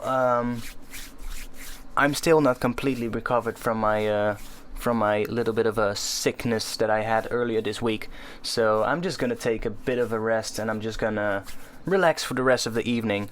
I hope you guys like this stream, and if you guys want to see more streams, subscribe to this channel. I'll be doing streams on here as much as possible. I might be doing streams on Twitch as well, but for now I found out that the YouTube audience is a little bit bigger than my Twitch audience, so I get more views on YouTube at the moment, so that's why I'm streaming right here. If you guys want to see streams on Twitch, let me know. You can also always contact me either in my Discord server or by using my Twitter or my Instagram. You can always contact me on there. But if you really want to get an answer on your questions, then I would advise you to become a member of my Discord server. If you want to do that, check out the description below the stream. You can find the link to my Discord server, and I'll hope to see you guys there. Also, if you want to get some sample packs or preset packs with sounds that I make and that I use in my own tracks, check out blackoctopussound.com. On there you can type in the search bar, type in ARTFX, and you will pretty much find all the sample packs and preset packs that I've released with them. And if you have an account on Splice, you can also get the packs on there. So yeah, that would be great. That way you can support me, and you will get some whole bunch of samples that you might be able to use in your tracks. So that's it for this stream. I hope you guys are gonna have a good day, and I hope to see you guys back soon. This stream will be online later today or tomorrow, and that's it. Thanks for watching, guys. See you back soon.